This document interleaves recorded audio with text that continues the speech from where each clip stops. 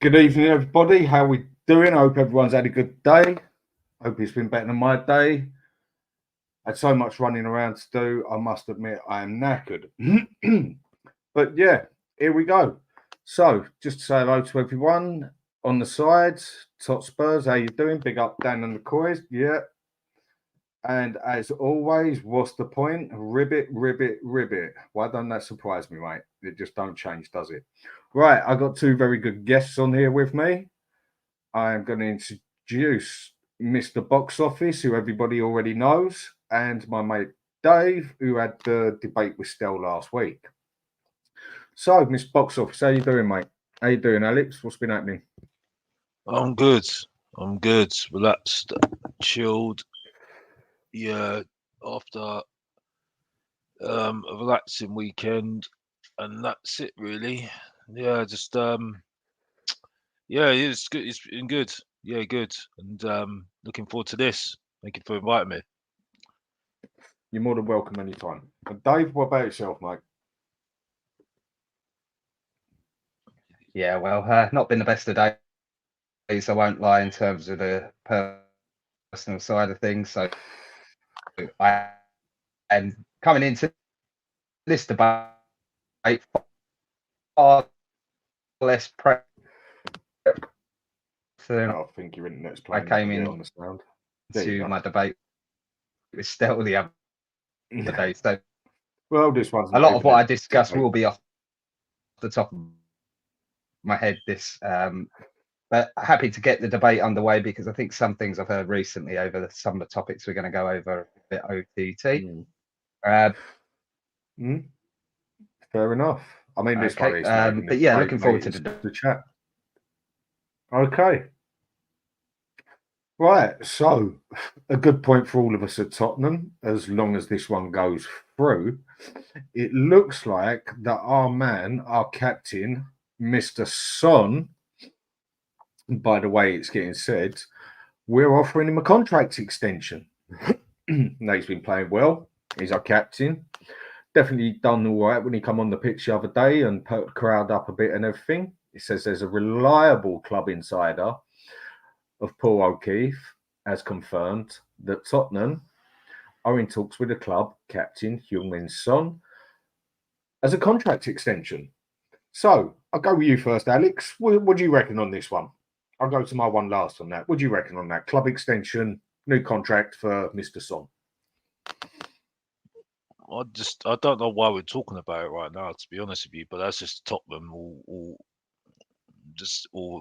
over, isn't it? Really, I just think.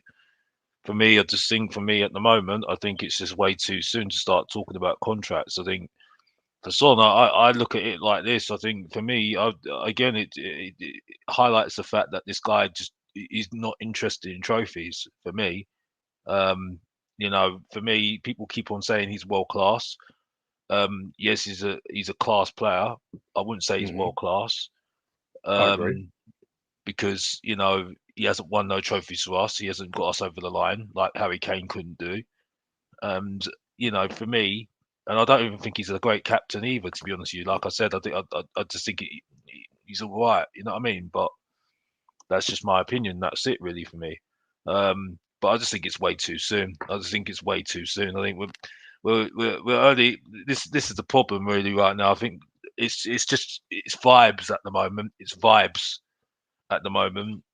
That's the way I feel at the moment. And I think that's why, let's just vibe now and just give Son his contract just so he can have his swan song. And I just think that's just not the sort of attitude I like.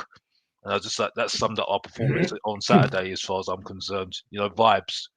You know what I mean? Well, Vibes. I think he gave us some good vibes when he came on the pitch. He definitely perked up the crowd and that. But I'll go to that game with Brighton in a minute. Dave, what's your opinion on that one? And just a quick one. Big up Tony. Big up the guys. Thanks a lot for coming on, mate. So, Dave, what's your opinion with Son looking at a new contract? It's gone.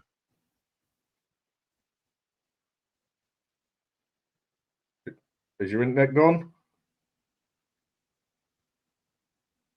Yeah, I think. No, there you go. My personal instant reaction is it's one of joy, right? So I'm happy that Son might be extending his contract, but having listened, if you're having trouble hearing me, then I'm guessing so. Yeah. Yeah, a little bit. You're stuttery. Yeah, I think his internet just went. Yeah. Yeah, that's what happens with dodgy internet. Well, what I'll go into is my side of it. I don't think it's a bad idea. I can definitely tell why Levy wants to do it. That's purely on a business side there. That he'll definitely get them ones in. Because the amount of money the fella brings into the club with the amount of fans that come over from Asia to watch him and everywhere else and that, he's got money written all over him. So I understand that part on the business part. As a player, I still think he's got a good few years in him. I don't think it's a bad idea that we give him a new contract. I do agree on the world class bit. I think he's an outstanding player, but I do think the phrase world class is just used way too easy. But his finishing is world class. There's nothing you can argue with that one. But as a world class player all round, not in my eyes. Just an extremely good player. On the captain side, I think his captain bit is more off the pitch than anything. I mean, when he came on the other day, he definitely got the game against Brighton sparked up. He definitely got the fans up and going and everything. And yeah, that seemed to get it going. And then from there, the game sort of went downhill a bit, really, though, didn't it? So with that Brighton game, what did you think of it, Alex? Impressed? Not impressed? We only have 15 minutes, as far as I'm concerned, and then the last minute goal, and that was it for me. Yeah, I can see what we're trying to do, but I'm seeing a pattern. I've been at the stadium how many times now? I was at the game. I'm seeing the same patterns every single time. You know what I mean? I don't get this whole thing with Kulusevski. I don't get it. You know what I mean? There was a stat going around, and the way that everyone's going on about him, he's like, not the next De Bruyne. But for me, I'm just not there with him. I just don't get it. Don't get it. I was on top of my way, and I was just arguing with people because they were saying, "Oh, well," and I just don't get it. I don't get it. You know what I mean? And then it's like, well, he's supposed to be attacking midfielder, and also like from what I'm hearing in Ange's system, the attacking midfielder on the wings with Werner and Kulusevski, they're supposed to have a free role, basically, be able to express themselves. Well, if that's expressing themselves, I don't know what else to say. He did assist for Sarr. He did, but I think the thing with Kulusevski is he's in the right positions, and he can definitely create.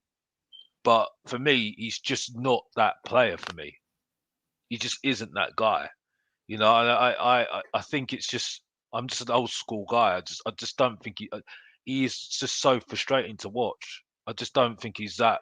You know what I mean? And maybe I'm having a bit of a dig at the system as well for me, because I think we're That's the so next thing I'm reliant. going to go into. Yeah, I think the thing is though, I think we're so reliant on our wing backs to be inverted. I think that they don't do enough, because I think this whole system of the number 10, the number 8s going down the wing, you know, going in the box. I think they need to be more ruthless and score more goals. If they're going to get in the box all the time, they need to be more ruthless. Then do something. And then our midfield. I mean, maybe I'm being a bit harsh because they are very good for what they do. They are very good, but they need to be more ruthless. You know my feelings on Richarlison. Not interested.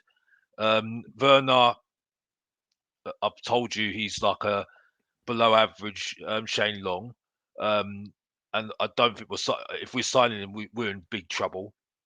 Because you think we're going to be better next season with him? No way. And I think, I mean, Poro was good yesterday. I've got to be honest. Poro was good. He saved our asses how many times in the first half?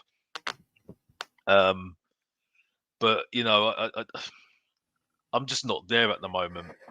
I've made my feelings clear at the moment. I'm still just not there at the moment. I know I wasn't going to be there anyway this season. But I'm still seeing things which I don't think we're going to get away with next season. We've got to be much better next season. because I think we're getting away with it because we've got no expectations this season. Exactly. This is meant to be the practice season, basically, isn't it? And Yeah. one thing I do think is, to an extent, I know a lot of people don't agree with it, but I do think we are punching above our weight a bit, personally. Oh, I mean, 100%. I absolutely agree with you. 100%. I mean, 100%. it And by the way, wasn't I'm not even saying expected. it's not even. Sorry to interrupt you, Dad. It's not that I haven't got any expectations. I wasn't expecting too much. So okay, looking at the season at the moment, if we get fourth, that's a brilliant season. But I don't care about Champions League. I think the problem is with Champions League at the moment. If we get fourth, what are you going to do better next season? That's the problem. You see what I'm saying? With Tottenham Hotspur, when you get to that position of fourth, you've got to do better, and that's where my issue is at the moment. You see what I'm saying? Where do we go from there? That's the thing. I think Tottenham fans don't see this whole thing about, because this is why people say that when we're a big club, we say, well, we got this expectations and stuff, but I don't know at the moment. I'm not too sure, and I'm sorry. There's certain players in there at the moment that are playing well, they're playing good, but are they going to be better next season? And are we going to get players that are going to compete next season? There's so many questions that I'm still not too sure about at the moment, and that's why I'm not there at the moment, and I'm not going to be there for quite a while. I know that we've had debates about this, but this is why I feel the way I feel at the moment. I can't change my mind, Dan. I can't change my mind because no one's changed my mind. Look, I get you, and it's like what's Point has said.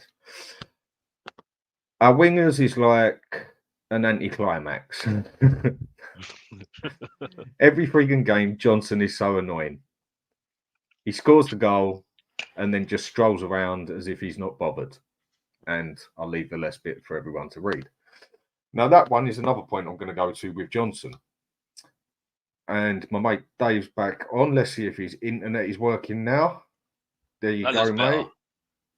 That looks better. Is your internet working a bit better now? Is your sound working now? Can you hear me? Yeah, I can hear you. Yes, I can. Right, good. I think what we had was a massive delay. So yeah, you had a massive delay. Fine. Yeah, cool. But I'm good. Yeah, cool. Yeah, so with the way we're playing at the moment and how the game with Brighton went, I agree with. I can't say I agree with you that I think Porro had a great game. I think he had a bang average game, same as pretty much most of the team. For me, he's just not a good defender. And people are saying he's a quality defender. The stats are saying this, the stats are saying that. And to me, it ain't all about stats. It's about the eye as well. And yes, he is better than he was last season.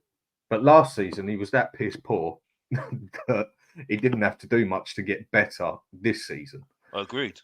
He's definitely our weak spot on the right, but he did have an okay game. But then you look at the rest of the players in that game against Brighton. Romero, I thought he had a good game. Van der Ven, I would have said that's the worst I've ever seen him play for Spurs. Not saying he was terrible, but for Spurs, I think that's the worst I've seen him play.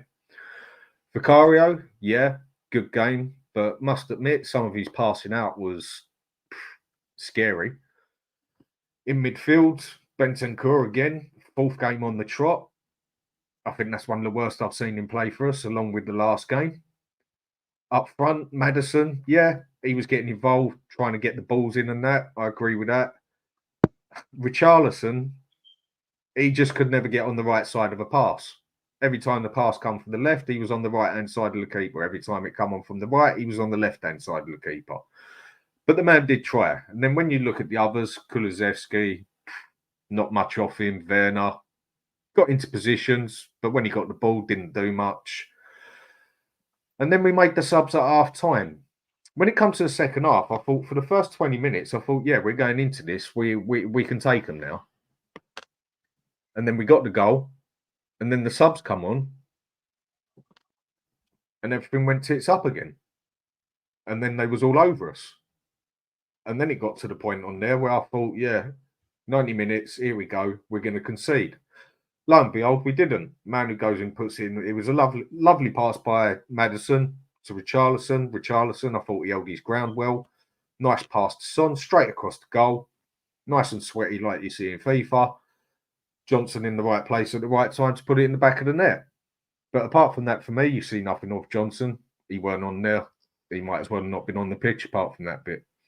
But that's my. It's The thing with the Brighton we are one, really challenging with things like this. Go on, Dave. What's your opinion on this? well, okay, so obviously I missed the first part where you maybe went into individuals about how well or how badly they played, right? So I've obviously missed that just for the context, but Cover the whole just thing. How you see it. yeah. So from a general point of view, right? So going back to sort of if I'm looking at this as a manager or a coach or whatever, right? So we already know, right or wrong, Big Ange is going to make Tottenham play in a way that we win games of football in the way he sees fit. He's not going to sit there and go, we're playing X team, therefore we adapt tactics this way. He's already said that. So that's okay. I'll get behind you, Ange, on that. That's the philosophy, and I'll get behind you on that. But when you look at the fixtures, our scariest fixtures are, of course, the likes of Manchester City. Why? Because of the way they play and the fact that they're world-class in play in that way. Brighton play a very similar way to Man City. They play a different version of it, but it's a very similar philosophy.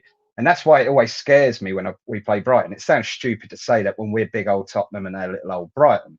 Right? When the last time they were in the top division was like the 80s, and that was the first time they'd ever been there. They're not a massive club historically, but just as of today, the way their football team is played, tactically, it's the worst one for our system to come up against. So I was always expecting a tough game when we went down to Brighton. We ended up pretty much losing 4-0. I know we got the last couple of goals to make it look less bad, but the game was a 4-0, right?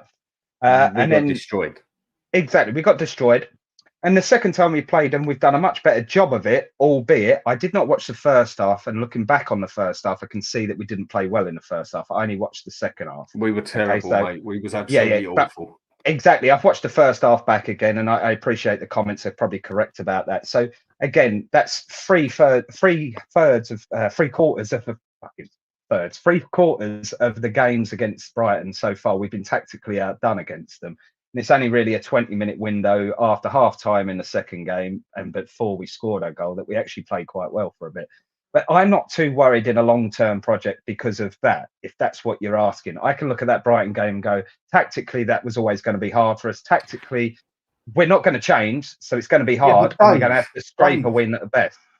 We was in control for the first 20 minutes of the second half, I'd say, and we was proper coming down on them, and they looked panicked. Yeah. We scored the goal, the subs came on, and it went to shit. But that's because we were doing better at our tactics. We were just not playing our tactics well. So what you see a lot at Tottenham at the moment is because we're a quick transition team and the quick passes, if the first pass ain't sharp enough or the first touch for the player receiving it isn't sharp enough, we're jumped on and we lose the ball in dangerous situations. Me and you have had a discussion about this. We play our braver balls in our defensive third, not the final third, right? And that's because we're trying to attract them out, pull them out of positions so it creates holes further down the pitch. But to do that, you need to go snap, snap, snap, quick passes, quick movement, where 3 or 4 players in a short space of time control the ball well and pass the ball well. You think that's easy, but at that speed and relying on several players to do that in a sequence is a lot harder. That's why I go back to the Man City point. They play that way, but they are world class at playing that way. And you always hear the argument, well, if you can't play it as well as Man City, don't play that way. But Ange is changing the philosophy of this club. Is no, we're moving to a winning philosophy. You come with me. I'm just expecting mistakes along the way, is what I'm saying from a general thing. I won't look back at this Brighton game in isolation and go, that's a big deal. I'd expect to struggle against Brighton based on their tactics. But did we play well? No, we didn't. So I can't argue with that. No, I totally get what you mean. And just reading out a couple of points, what people said now is, again, what's the point, FC? At least Maddison looks direct and tries to put some balls through. The rest just pass it sideways and backwards. Mate, I'm going to agree with you totally. It seems to have gone that way again. I think at the start of the season, we looked a lot more positive. I mean, now, for the first 10 games, I know everyone went on, we was in title race, this and that, which I never agreed with. And I do think at the start of the season, in the first 10 games, I think it's now starting to show how much luck we actually had in those first 10 games. Because this is the point I want to get to. The Ange system. Is it working? In some ways, for me, yes, it is. In other ways, for me, no, it isn't. Yes, it's a lot better to watch. It's exciting at times. It's scary at times. It's a lot better than watching dead dinosaur football from Mourinho or Conte. I totally agree with that one. But then I say the point I always say, Ange had the easiest job a manager's ever had on winning the fans, as all he had to do was tell the players to kick the ball forward, and he won over the fans. Okay. But why is it that we've now gone back to this point of when it comes to, say, 85 minutes, 90 minutes, I'm just as scared now of conceding in that time as I was last season with Conte when we had a habit of doing that. That's not right. We're meant to have a solid defence. We've got, what, 1 clean sheet in 15 games now? I mean, all right, people can say we've scored every game we've played, but we're conceding an average of 2 goals a game, on average. So that's basically saying to me, to win it, you've got to score 3 goals. And I don't think we got the capability to do that. So with this Ange system, and the other bit you mentioned about how we play it out from the back, I think we take more risks at the bloody back with the passing than we do up front. It's like they're willing at the back to make a 50-50 chance for a pass. Yeah, by design. design. Front, yeah, but if they're up front, they won't make the pass unless it's an 80% chance of it going through. The only one who's got any bottle to do it any different is Maddison. The rest of them, for me, they're holding on to the ball far too long and they're waiting for that perfect pass. You got to make a chance to get a chance, basically, is the way I see it. It's his first season, I totally get it, but I do think there's a couple of things we're going to have to change on. I mean, Alex, what do you think on the system as a whole at the moment, how it's going, the way we're playing out from the back, taking more chances, but when we go up front, we're not taking the bloody chances? Before I say this, I mean, I have respect for Postecoglou because he stuck by what he said. He said he's going to play been a like good this. manager. I'm not disputing him. He said, but listen, I'm still not convinced by him. I've said, and I'm not going to be convinced until for quite a while. But the point I'm making is, and I made this already. It was after Chelsea. After Chelsea, I said, you know, I respect him because he said what he said in June, and he stuck by it. So I've got to give it. I can't criticize him for that. You know what I mean? And the games that that we didn't play the football, he dropped the players. He dropped players. You know what I mean? And said, "Well, I'm sorry, bye bye, out the door." And some of those players were out the door. So I do see it, but there's coming to a point where I'm not. I'm not liking it at the moment. I don't know if it's not. I don't think it's just him. I think it's the players are just not good enough because he has given them a structure. He has given them a structure, and really it's for the players to work it out. He's even said it himself. So to me, it looks like for me, especially when on the attacking midfielders like Kulu and Werner, and you can talk about Gill, and you can talk about the others as well. They're not good enough. Not good enough. They're not doing enough. Not doing enough. And I think there's so much reliance on these wing backs being inverted. So much reliance on those our players being inverted. I think the midfielder's not good enough as well. I think the only player that's actually stood up is maybe Basuma first part of the season, but he's been playing rubbish the last how many games. But he came back and he was all right. Sarr, and the system only works with Sarr now these days. Maddison, but I think definitely taken the main role in midfield, isn't he? Yeah, 100%, 100%. I'm sorry, I can't stand Oibier. I've told you I said it was bang average before. Everyone knows how said you feel about him. Everybody said it was bang average anyway, and now everybody's jumped on the bandwagon. Funny enough, you know what I mean. Bentancur's not playing well. Funny that I called him a reject when he came in. Well, look what's happened now.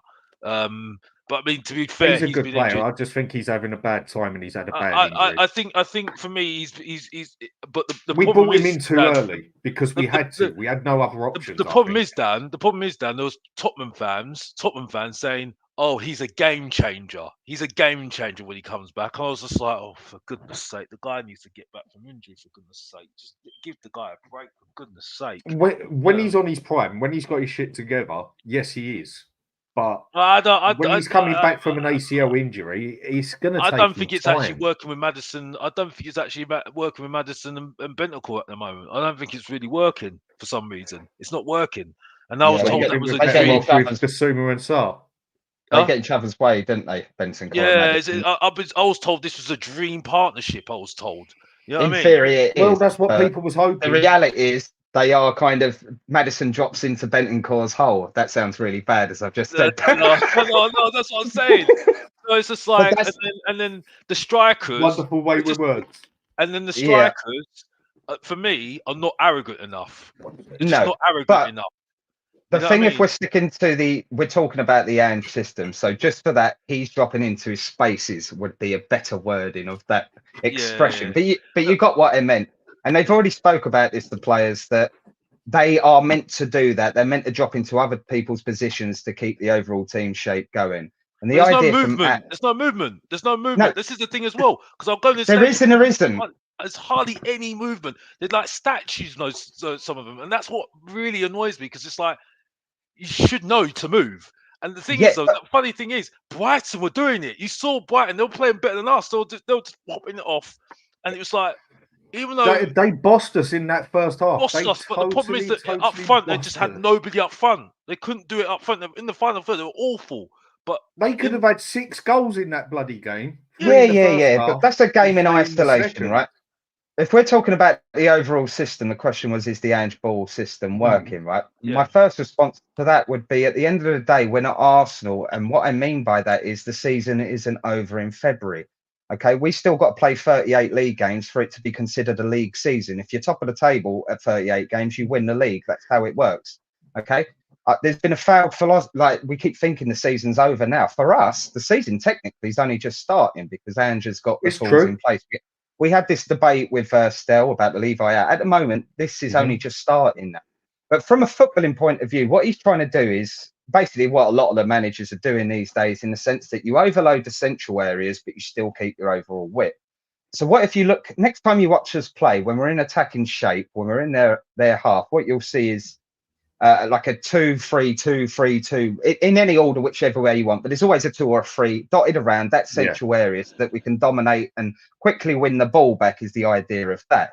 The other part of the football is the triangles that you try and create. Next time, pause it and see how many triangles you can create on that picture that you've just paused. Okay, that's the ultimate aim of what we're doing.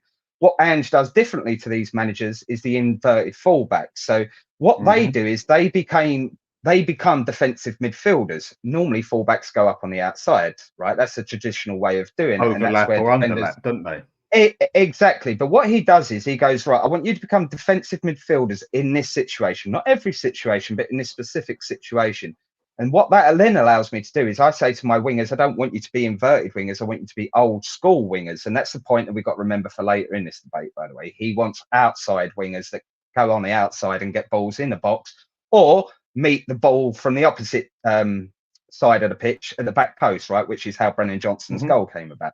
That's the tactical basis of it. So when you next see it, we've almost got 4 lines of players in the middle, but it's all 2s and 3s, creating loads of triangles, yet we keep our width. That's what he's trying to do. And I can see that from a tactical point of view, what he's trying to do. Going back to Alex's point, you're absolutely spot on. The players are just not good enough at the moment to fully put that into action 100% of the time.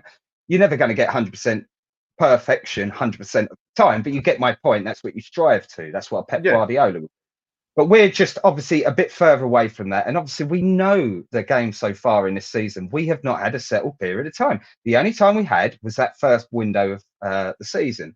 And what happened was, it was not many teams were expecting us to play like that, considering how shit we were. So I don't want to swear, but how bad we were the season before, right? So obviously, tactically, it's a little bit easier to do something different. Now teams have picked it up. You see the Man City one. You see the Vicario corner defending debate. Our team's picking up on little flaws. I thought they actually covered him good enough in that game. Yeah, we'll get onto that as a separate one.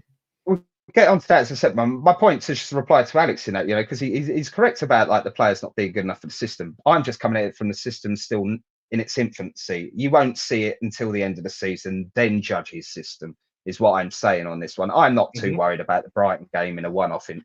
If we're doing that every game, which you could argue with some of the scores we are, then I'd be more worried. But I'm not worried about the system. I like the system. It's entertaining and it's better than what we had. It's better And than watching dinosaur football, isn't it? it's also Tottenham philosophy, Dan. Let's win the game of football. Don't care if it's 4-3.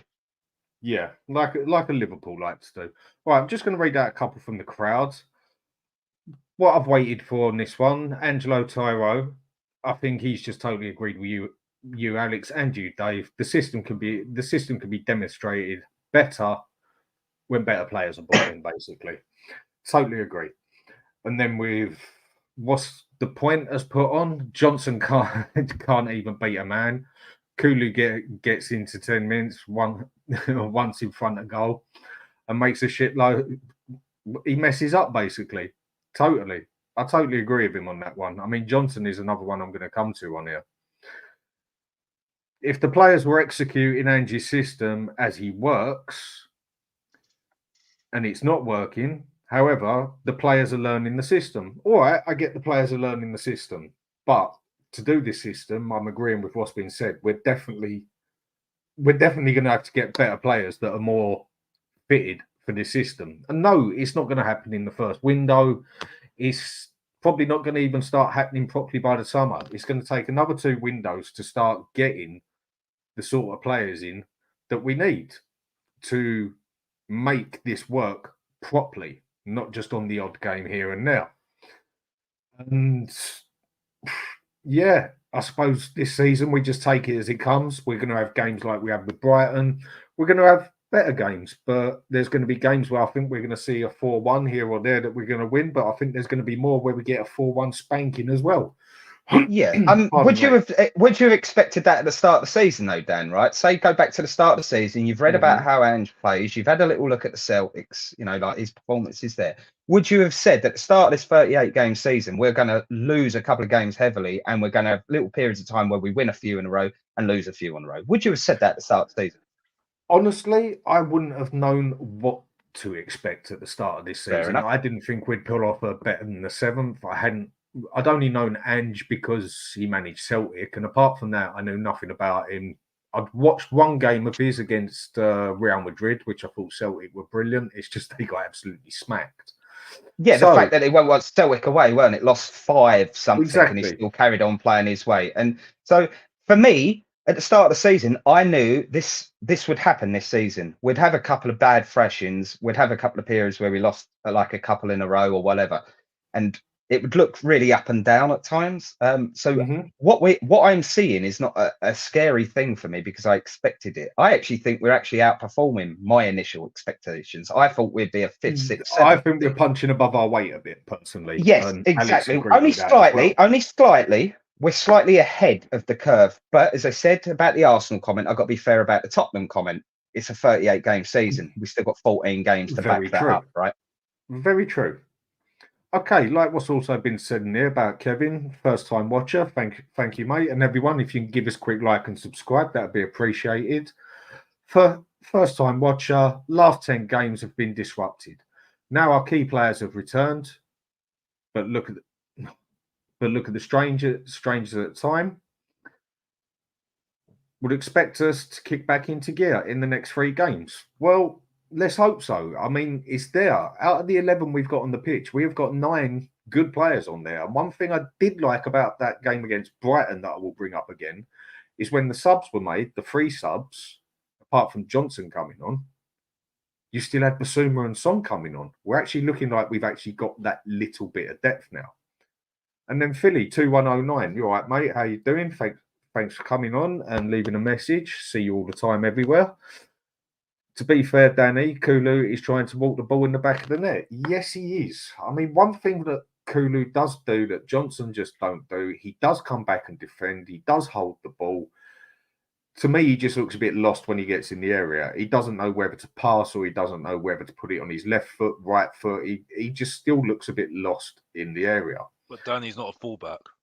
That's the problem. No, but he does come back and cover. He does cover, but the thing is though, he's just not a fullback. You know what I mean? And I'm getting fed up with this whole thing about oh, he does this. Yeah, great, you're doing that, great. But you're paid to be an attacker. You know what I mean? And I just at the moment, I've got to be honest. I don't really agree with what said like, oh, it's a 38 game season, but I'm seeing stuff at the moment that I'm sitting there thinking, right, we got to be better next season. You are not going to get away with this next season. Of course not. You have to be better than next season. We can only go by what's happening now, isn't it? Really? Yeah, but you're 100% right on what you're saying. That's the thing, and that's why at the moment I'm not convinced at the moment. I'm not convinced at the moment.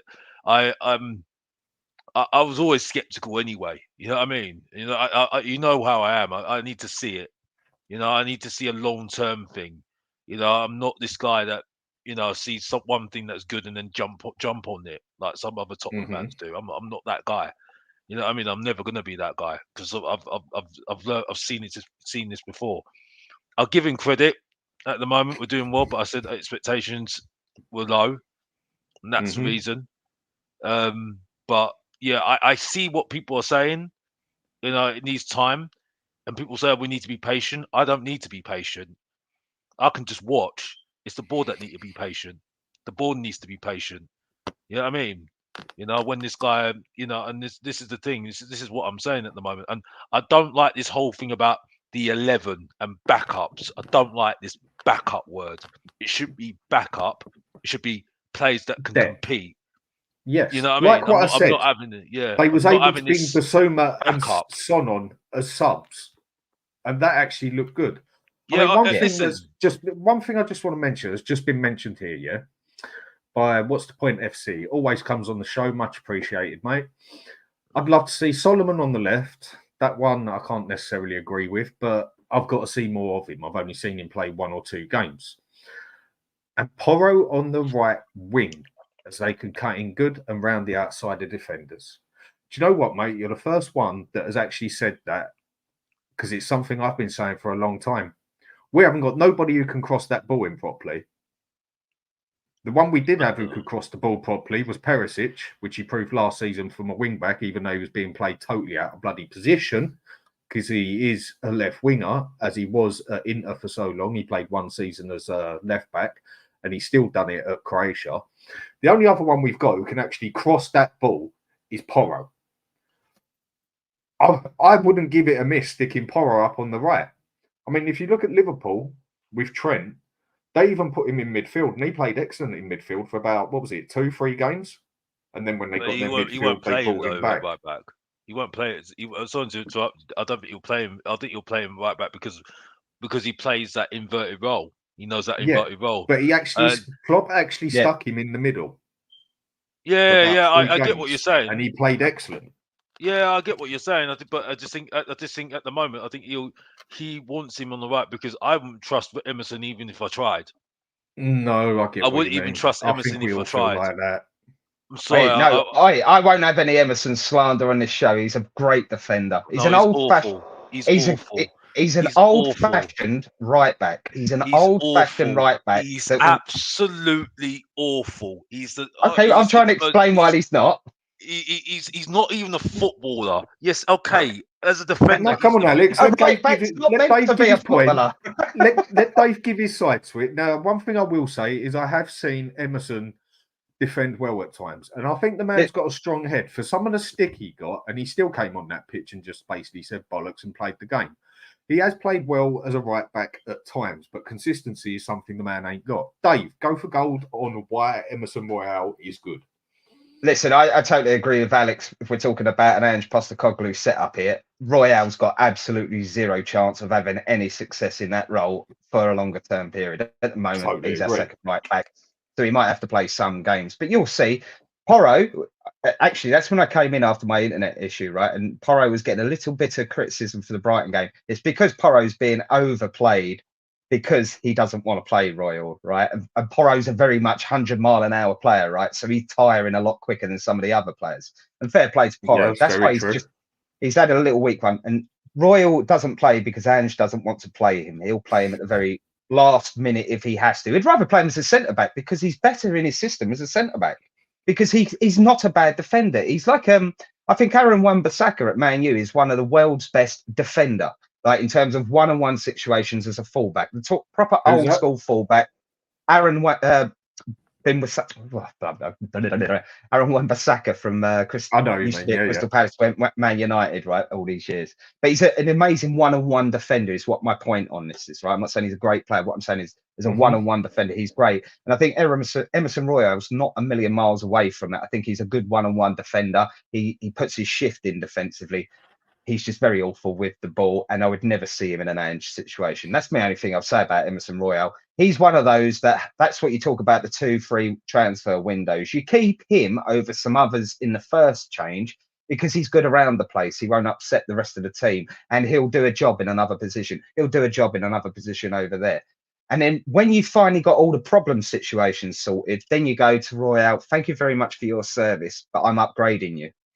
And that will be probably when we get we might end up with 2 different fullbacks at right back in 2 years' time, right? It might not be Porro there long term, because Ange might look at him and think, you're really good at a lot of things, but you're not perfect for me in the long term, right? So let's still bear that in mind. But no, Royal will be gone at the end of the season. I don't think there's any way he stays, right? So that's my point on it, Alex. I kind of agree with you. He's not good enough. I'm just saying, if we was playing 4-4-2, which we're not, which therefore takes it out of the argument. If we was playing 4-4-2 in the old-fashioned ways, he's actually a really good right back. That's my point in it. I will defend him. He's not totally awful. He's just not right for us. Can I end this debate right now, Dan? Right, okay. Your side, Alex. Let's get straight to the point. If we can't get a footballer, a decent footballer better than Emerson, the football's in trouble, because I call this league the bang average league for a reason. Now, it'd be even more bang average if you're telling me if you can't get a better defender than Emerson, a better footballer than Emerson Royal, we're in big trouble. You could, massive trouble. You could, but we've got to prioritise a striker, right? And we had to prioritise wingers. We had to prioritise. Well, you can get a youngster that could be better than him all day long. I'm sorry. The guy is so useless. This is how much you summed it all up for me. He does a job. You know who does another job? You know who does a job?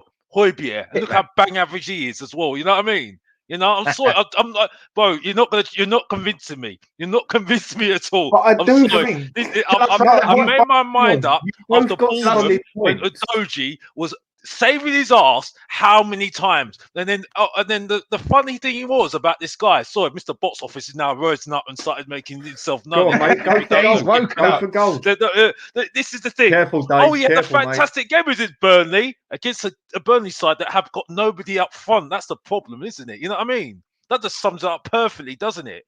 You know what I mean? It's just like, honestly, I'm sorry. When we had 20 million on the table for this guy, I said, sell him. I had Tottenham fans saying, oh, you know what? We've got to keep him. Oh, well, he's good. Oh, we love him on TikTok and everything else. I was like, okay, vibes again. We're going to do vibes again. Yeah, so, okay, so when we said Juan Foyth, you know Juan Foyth? Yeah, that went to Villarreal, yeah? When we shopped him off. European trophy winner. Yeah, shopped him off to Villarreal, yeah?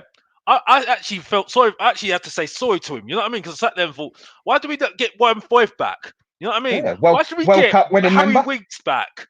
Should we get Harry Winks back? You know what I mean? Because Harry Winks... No, we don't want Harry Winks, don't we? Exactly. So it's like, for goodness sake, this is the thing with Tottenham fans.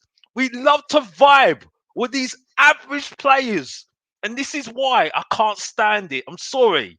Like everyone's saying then Dombele. I'm sorry. I can't do it anymore. I cannot do it anymore. And that's it. You know what I mean? I'm sorry. I totally get that. I totally get that. But don't forget, I said he's just one of the last ones you'll replace, because when you go through a big transition, you get rid of the worst ones first, i.e. the people stinking out the place behind the scenes, or like we had to do, the centre-backs. We really needed to upgrade the centre-backs, right? So that's why we attacked that. That was the first part we needed to do. In an ideal situation, and this is why football fans do not run football clubs, in an ideal situation, your 25-man squad will be 22 players based on the 11 positions of your tactical setup, right? You'd have 2 well-cast players in each, the other 3 players to make up the 25. Oh, actually, sorry. So the 3 would go to 23 if you had 3 goalkeepers, and what you'd have is you'd have 2 squad players on top, like a Højbjerg or a Royal or whatever, someone that can play several positions. That's how you'd build your squad in an ideal world.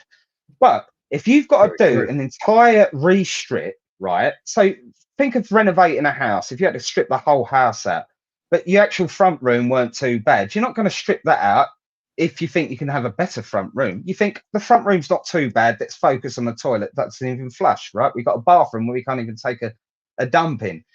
For me, the dumping was the centre backs. Royal is like he can wait a little bit because he's not going to upset anyone else around the club, and he'll do a job 100% honesty when he comes on.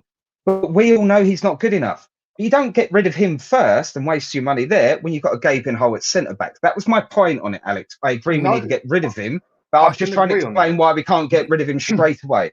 Okay, let me ask you a question. Okay. And sorry, Dan. I have to ask this question. Go on, go for it, mate. Does Dan get does Emerson get in front of Poro? Never. No, not. Sorry, you asking Dan that? That's the point I'm making. Does he get in front of Romero? Right. Does he get in front of Van de Ven? Right. Okay. Let me. Does he get in front of Vidoji? Okay. No. Let me get So my this is the point. This is the point I'm making. This is what I say about backups. It's the system. If he's just a backup, I get it. Get rid. Simple. I Back get to it. you, Dan. It's the system, though. And I totally agree with what you said, Alex. But then I totally understand what Dave said as well. Now, if we were just going to play a flat back line that stayed flat, basically, like old school 4-4-2 or whatever, if I'm going to be honest, I'd rather Royal there than Poro, because Royal can defend better than Poro. Poro is crap at defence. He's good at getting in the way of the ball. He's good at catching up with a player and giving him hassle. The man can't tackle come love nor money. He can't head the ball because he's got, I mean, I think he's shorter than my wife, for God's sake. But I'm not dissing him as a player. He's not a right back player. He's a right wing back, or I'd love to see him up as a right winger. So if I was going to play a straight back four at the back, I'd have Royal over Poro because he suits the system more. So I think on that one, I'm going to have to call you two 50-50 there, because I think Dave's made a solid point. But Alex, you're 100% right as well. We do need to improve on him. But there is other places we needed to improve more. So I'm going to make you both right on that one, because it is. You're both right. So just reading up a couple of people on the side again. Phil21909. Big up, Danny. Thank you, mate. It's appreciated. Big up to you too. Whenever there is a good football debate, I'll be there. I don't want third lose. Spurs won't use effectively and kick on. For me, this season, if we make top four, it's been an epic season. I wasn't even expecting us to get 7. The question is, what are we going to do with the top 4 if we get it? I'll come back to that one later. Angelo has said here, I reckon Kulu could cover right back and Poro right wing. Seriously. I don't know about that one, but the thing I do like with Kulu is he does come back and cover Poro when he's in a bit of trouble. Whereas on the left, we don't see so much of that. And then when Johnson's on the pitch, we barely even see him on the pitch. But he is another one I'm going to come up to make a point with, because there's been a lot of shows I've seen that have slated him and a lot that have defended him as well. So the other point I want to get to on this one then is Brennan Johnson. Brennan Johnson, the 50 million man we got at Spurs. Do people think he is actually getting more stick than he deserves? I'll take that first. I'll go with you. Go on, Dave. I'll go with you, mate. He's getting more stick than he deserves. If that's the question, then the answer is yes. If you're wording the question that way, then the answer is yes. He's getting more stick than he deserves. Move on. Why? No. All right. You want an explanation? What is this? A debate? Yeah. I want an explanation. You can't just say yes or no. There's got to be reasons to it. No, I mean, just to answer your question. Sit there. Go on. No, to answer your question, I was being a bit flippant, because if you're asking that specific question, and it's an easy yes or no, and I think he is getting unwarranted stick, okay? I would never like to see, right, a young lad being brought into this club for a lot of money, and within half a season, players are already wanting him out. I think that's a sad indictment on us more than we could ever sit there and criticise Brennan Johnson's footballing performances. I think we should be better as a football fan base. Not that we can't have an opinion on his footballing contribution. Of course we can. But at the end of the day, this isn't a 27-year-old at his prime player that we're spending 50 million isn't top dollar, by the way, actually, anymore. Mm-hmm. It's a standard squad player these days. It's average player, isn't it, these days? Exactly. We've got to take away that. But he's a youngster as well, so he's added premium on there. But what I'm saying is, if the question is he being unfairly treated? He is. I don't want to see any young player come to this club and get treated like that after 6 months, particularly when actually statistically he can argue that he's not done badly. He's not done great. I would never sit there and say he's done amazing. Of course I can't. I've got eyes, okay? And no amount of like back post tappings will tell me differently, right? But he's doing better than the fans are saying. He's not doing as great as he should be doing. No, of course he isn't. But I'm a fan that will sit there and go, right, I'll look at it realistically. I'll judge him at the end of his second season, and I'll say, was Brennan Johnson a success? Well, he's had 2 years. If he's been bad, he's got no defence. If he's been good, but he had a bad first 6 months, well, I go, well, I played that right then by not sitting there judging him after 6 months. I actually think it's really bad on us, the Spurs fans, getting on a player like that early, that quickly. You know, that's my point on it. You can disagree that you think he's a bad player. Of course you can. But I just think us as Spurs fans should never judge any young player that's come in. Heavy price tag as well. So that's weighing on his shoulders. He's never had a big move before, so he's never experienced that. When you sit there and listen to podcasts, particularly the ones that interview former players, I think they're the most telling. So one of mine is Under the Cosh. I like watching because they don't just do the big professionals. They also do a bit of the lower level stuff. So it's a bit more real, a bit more gritty. It doesn't matter what level they're talking about. They still have the same human conversations. And I think we've still got to remember that he's a human being. And I don't think that, okay, yeah, you're a human being and you're absolutely crap. You don't get no stick. That's not what I'm saying. What I'm saying is he's done okay. He could do a lot better. Of course he can. But the fact that we're sitting there judging him that early as Spurs fans is a bit of a bad taste for me as a fellow Spurs fan. That's my take on it. But we can happily debate how good he is as a footballer once Alex and yourself have had a chance to reply to that. Yep. You know what? With what you just said, honestly, mate, you've just made me sit back and think about something.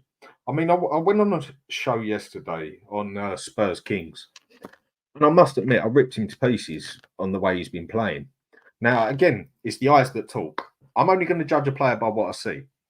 And the way he has played for us, okay, he's had a few tap-ins at the post and whatever. But for me, I think he has just been shocking.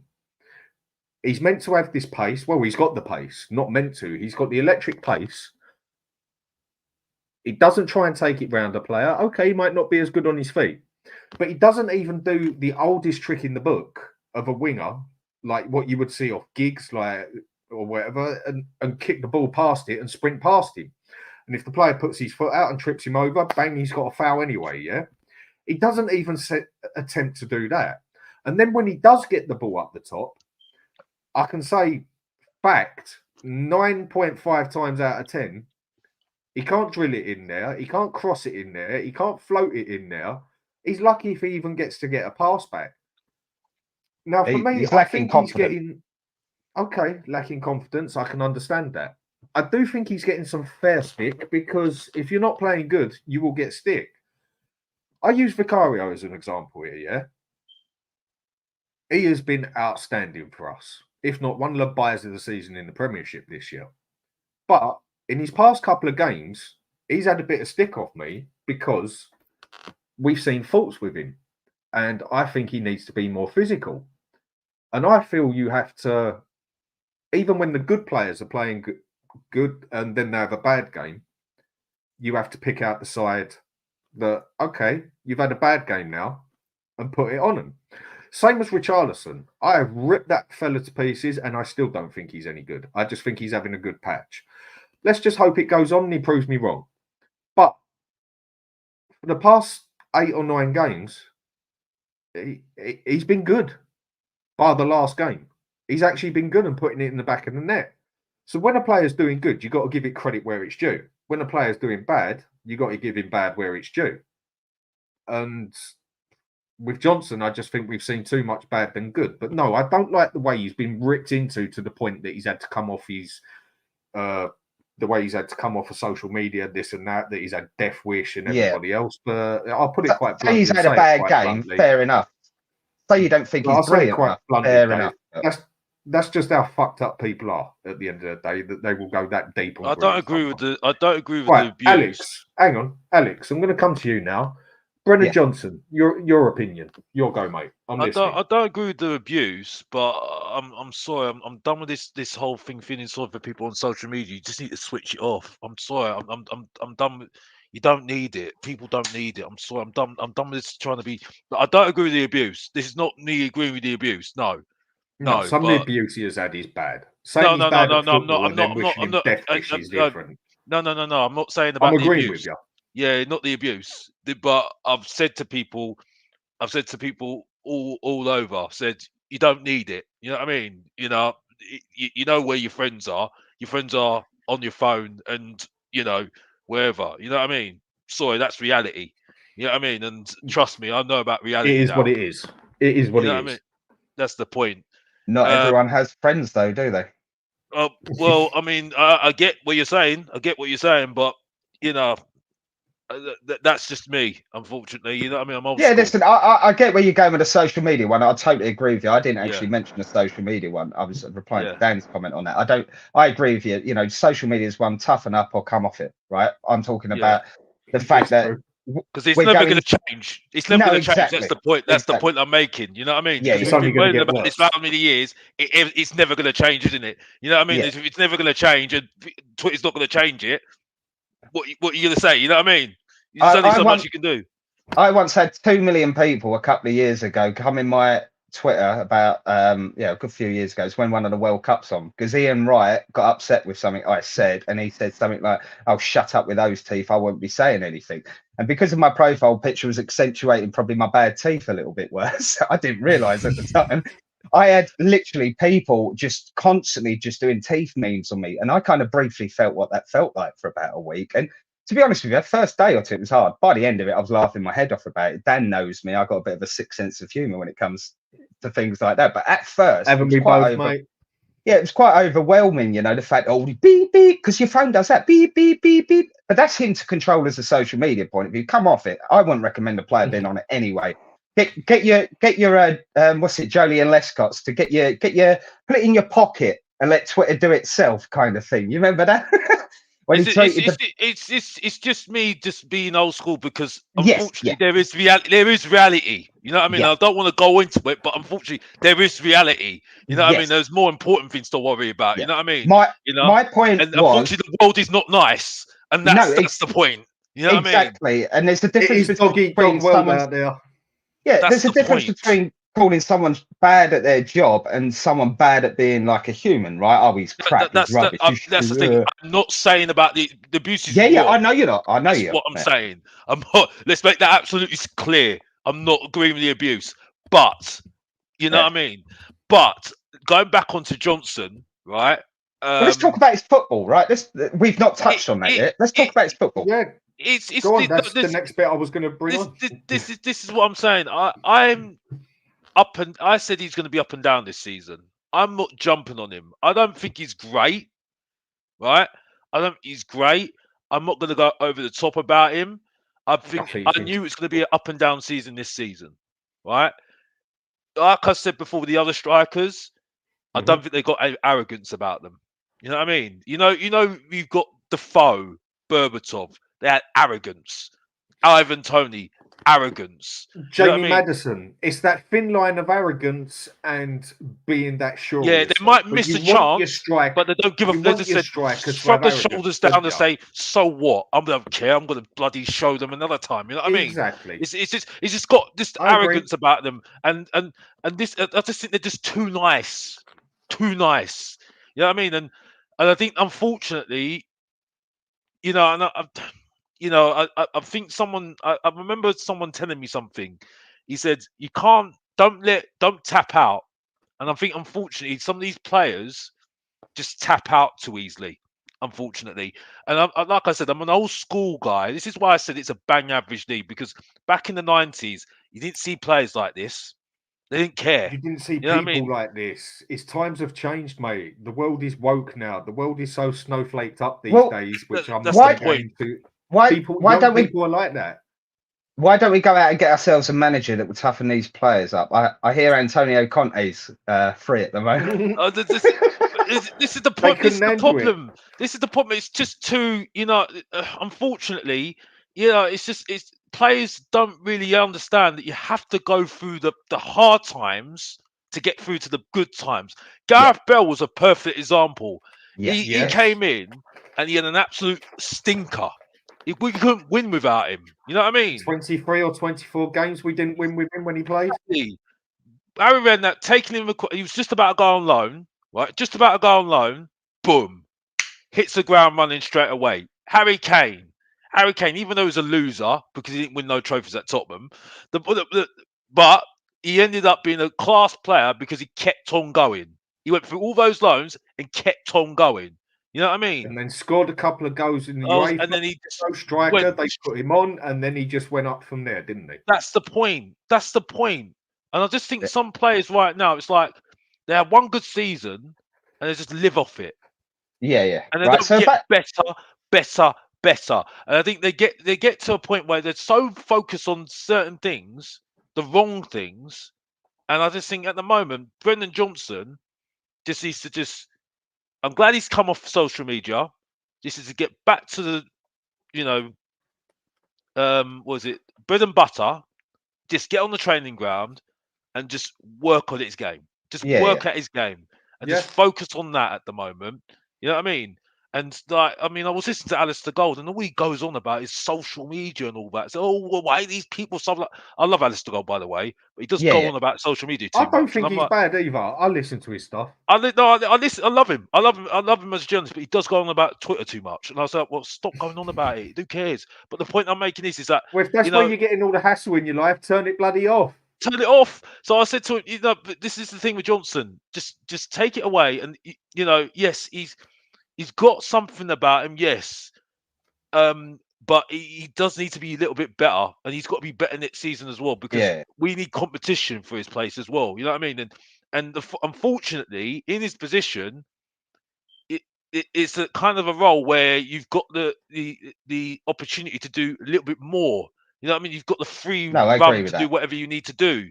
And he ain't doing it. Expected to do more as a winger. That's why more gets looked on as a winger. As a striker, that's the thing with Werner as well. Werner, you know what I mean? It's like when you look at players like Matoma, for instance, he was so impressive. He wasn't that great, but the way he was touching, the way he got the ball. I saw him one time.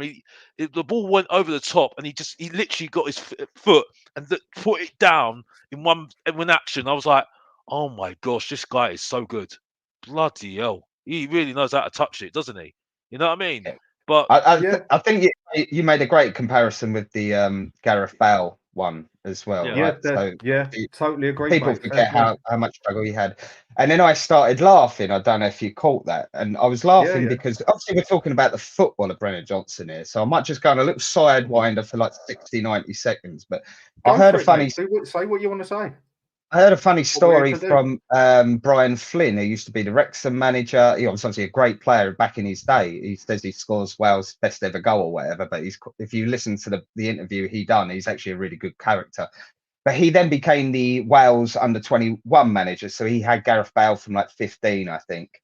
And I'll quickly tell the funny story, albeit listen to his version of the story. It's a lot funnier. But basically, he gets a phone call one day from Gareth Bale, and Gareth Bale asks him, what's he think of Tottenham, Brian? And because Brian played, I think, late 60s from the 70s, 80s, I think that was his kind of era.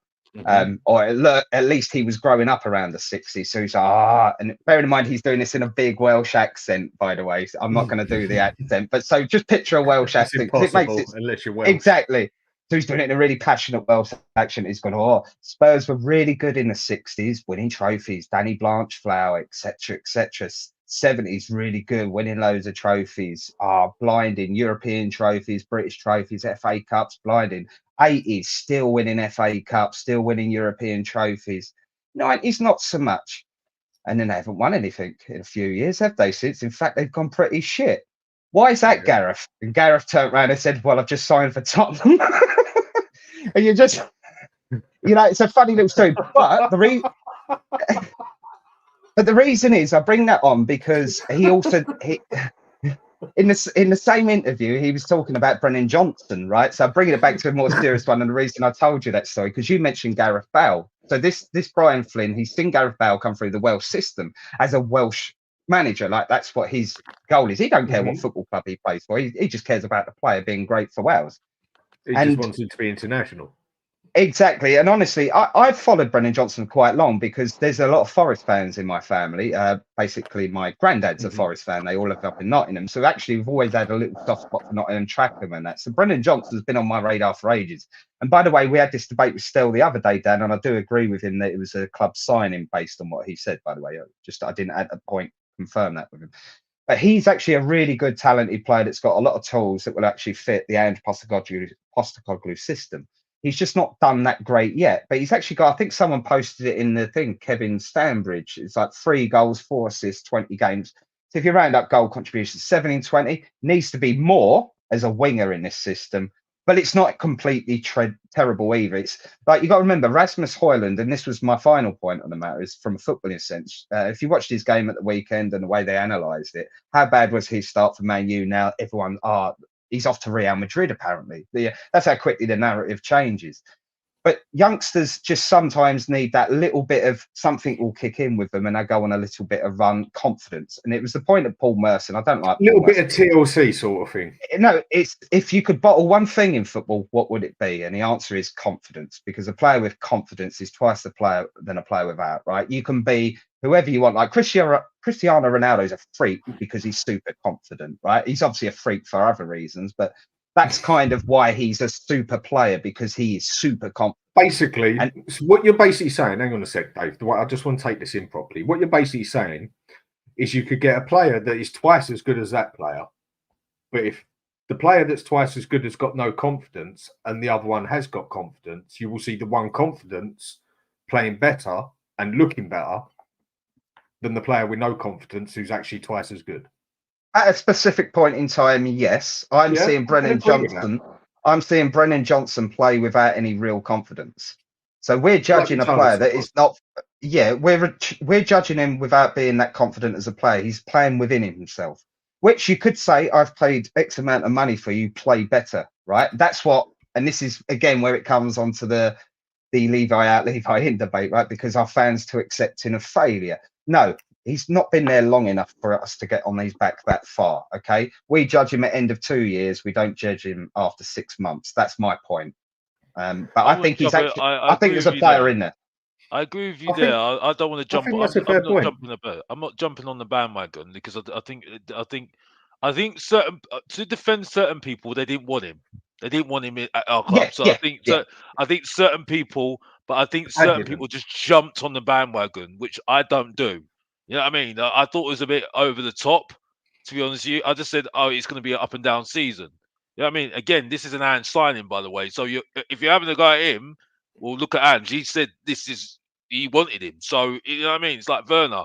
He wanted him. You know what I mean? So, you're kind of disagreeing with on Ange. TV, Alex. He did state it that anyone who comes through the club, I've picked them. But that was the debate we had the other day. I don't understand the whole thing. Just keeping them happy. This is the thing. It's just like, well, we love Ange. Well, that's your sign. That's his signing. You know what I mean? So it's I don't understand it, but I just think it's just to clarify. I wasn't saying you was going over the top. The question strolling at the bottom is he getting too much of a hard time from Spurs fans in general? That's where I was. I know you're not. I know you're not. It's just I just think at the moment he's got no arrogance, and this is the problem I have. The confidence thing. Yeah, that's the thing. He hasn't got this arrogance about him, and I think that's the problem I have with Richarlison. Instead of arrogance, I think cheeky is the way to do it, because I think Maddison is on that borderline of arrogance and cheeky. Yeah. And some people take him as arrogant. He just keeps on doing it. But I think Maddison's a different breed, because Maddison's like a maverick. He's got a bit of a maverick about him. He's got his own football brain. He doesn't need somebody to tell him what to do. That's a great word. He doesn't need someone to tell him what to do. You know what I mean? This is what's out the game now. There's hardly any mavericks now these days, because most of them were in the 90s. That most of them have disappeared now. The one that I love, that I think it should be at Man City at the moment, is Grealish. He's absolutely wasted at Man City, by the way, but that's another subject. But the point I'm making is that I just think the three strikers don't excite me, because they don't get me off my feet. Because the only player that gets me off my feet is Son, because he's a world-class goal scorer, and because he's clinical. You know what I mean? And to be fair, He is he's a clinical. very clinical striker that can assist as well. Because that cross was pinpoint. You know what I mean? If that was a good pinpoint, pass. It was a good pass by Madsen. It was a good pass by Richarlison, and it was an excellent put across the ball by Son. It was a great setup. I mean, it was a great setup. I've got to be honest. I mean, but I think Son really helped it. To be honest with you, yeah, okay, fair enough. You can give credit to Richarlison, but to be honest, I'm still not there with him. I'm sorry. Yeah, you're right on the players to set it up. It took the four players to set that up. Yeah, fair enough. Yeah, but I just think at the moment the three strikers for me, and especially Johnson, I think all of them just do not have that thing about them where they don't care. They don't care if they miss a chance or don't care. They're too nice. They're too nice. They need confidence. They need to be an assistant to make them feel good. And for me, that's where we're going missing at the moment. I think it's night and day compared to what we had before with Harry Kane. I mean, people were chucking, were literally trying to get Bergwijn out of this club. Would you have him back right now? Yes, because I don't think he's better. I think he's better than what we've got at the moment. Lamela, I said get rid of him. I would take him back in the heartbeat. I wanted to get rid of him. I said he's too injury prone. I regret that now. His problem. Apart from the injury prone bit, he was an excellent player. He's an excellent player. I would take him all day better than Gil, because Gil just doesn't get it. But he only ever played 3 or 4 games a season because he had kneecaps and legs like Weetabix. Yeah. So, in that would you have him over Gil right now? Would you have him over Gil right now? Oh, yeah. Would you have him over Gil right now? Because I think he's got the word still going with him. But look, just going back to your point about points on the side. Hang on a sec, Dave. I just wanted to reply to Alex's specific comment about the 3 strikers, because I agree with that comment. So I just wanted to ask you the question to finish off this bit about Brennan Johnson. Would you expect Tottenham's next massive signing, and I'm talking like a Mickey van der Ven coming in for a first team starting position every week? I'm not talking a squad player. I'm talking a big player. It doesn't matter the fee. I don't care about the fee for this because Mickey van der Ven weren't that expensive. Would you expect that to be the next big position that we buy is one of the top 3? Because I do. Yeah, I think we do, but I think I think we're going to get a youngster in to develop him to try and compete with what we've got at the moment, and they've got to really compete at the moment. You know what I mean? With the front 3. Well, that is where we're going to fall to pieces, isn't it? Well, that's why the reason I asked. We are covered pretty much in midfield. We've got 4 very good midfielders there, and yes, we've got Skip and Højbjerg on emergency, as far as I'm concerned. But we have actually got 4 good midfielders there.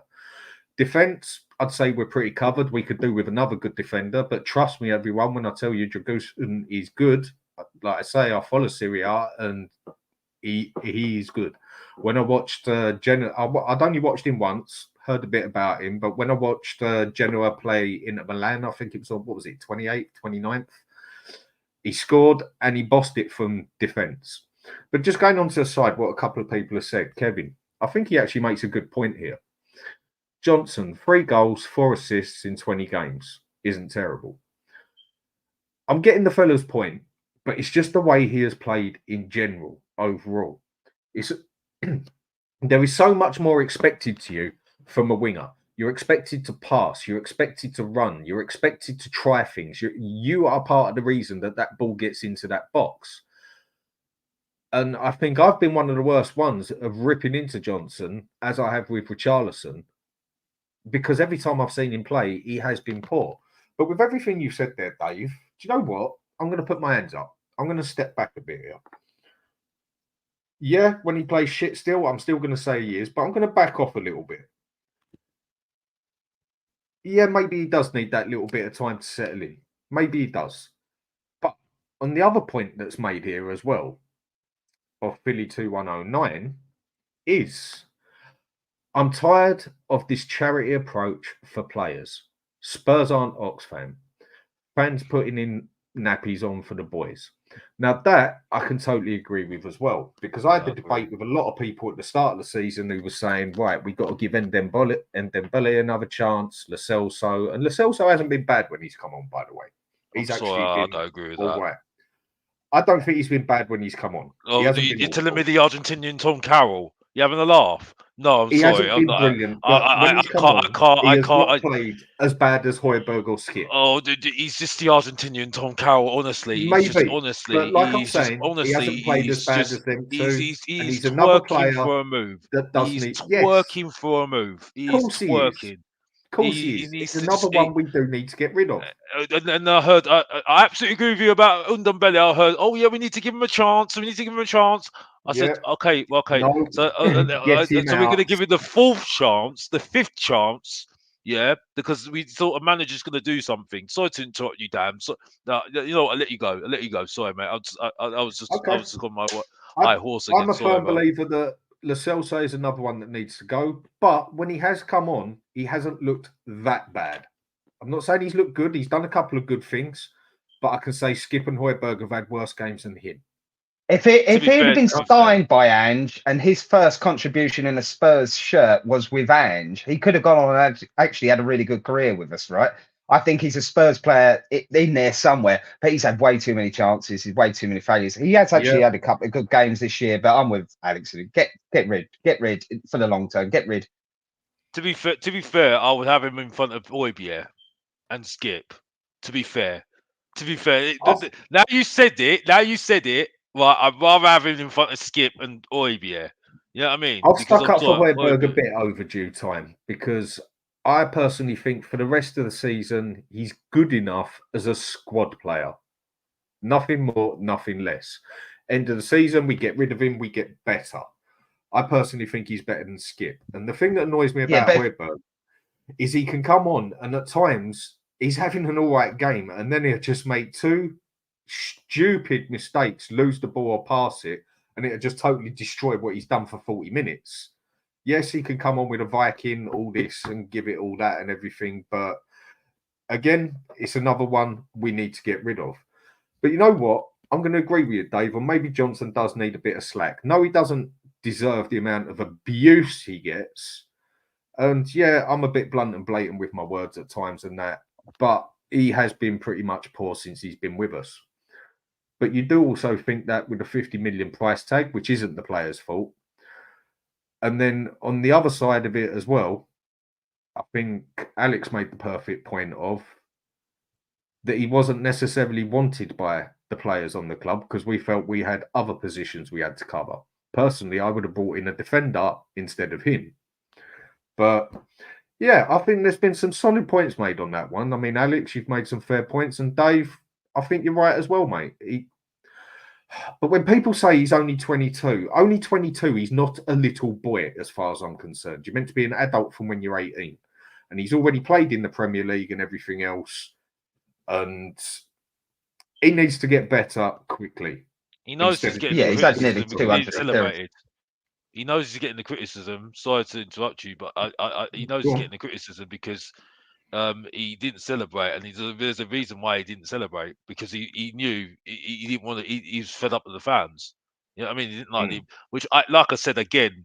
I've got to say it again. I've got to make this absolutely clear. That was his way of sort of sticking the finger up. Yeah. I'm not defending the abuse. That's wrong.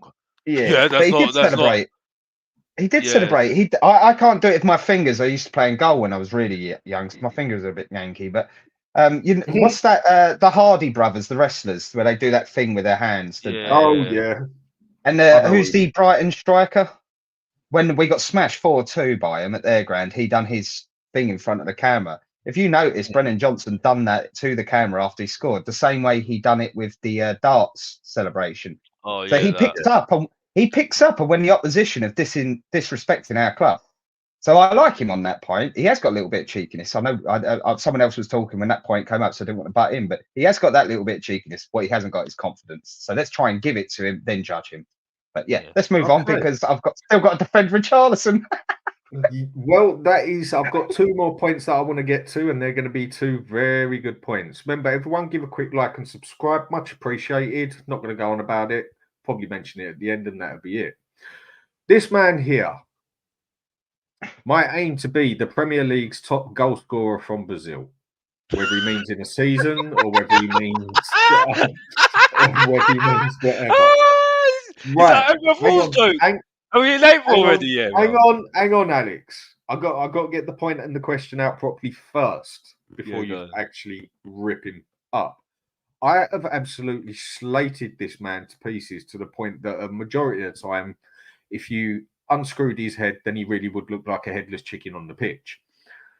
Some people are saying it was an injury. Okay, if it was an injury, I thought Son had a terrible season last year, and if we'd sold him at the end of the season, I can't say I'd have been bothered. But then people were saying, like, well, we found out he had an injury, so he was playing that bad because he had an injury. They're now saying that Richarlison was playing that bad because he had an injury, but now he's had his operation and he's sorted. He's actually starting to look all right.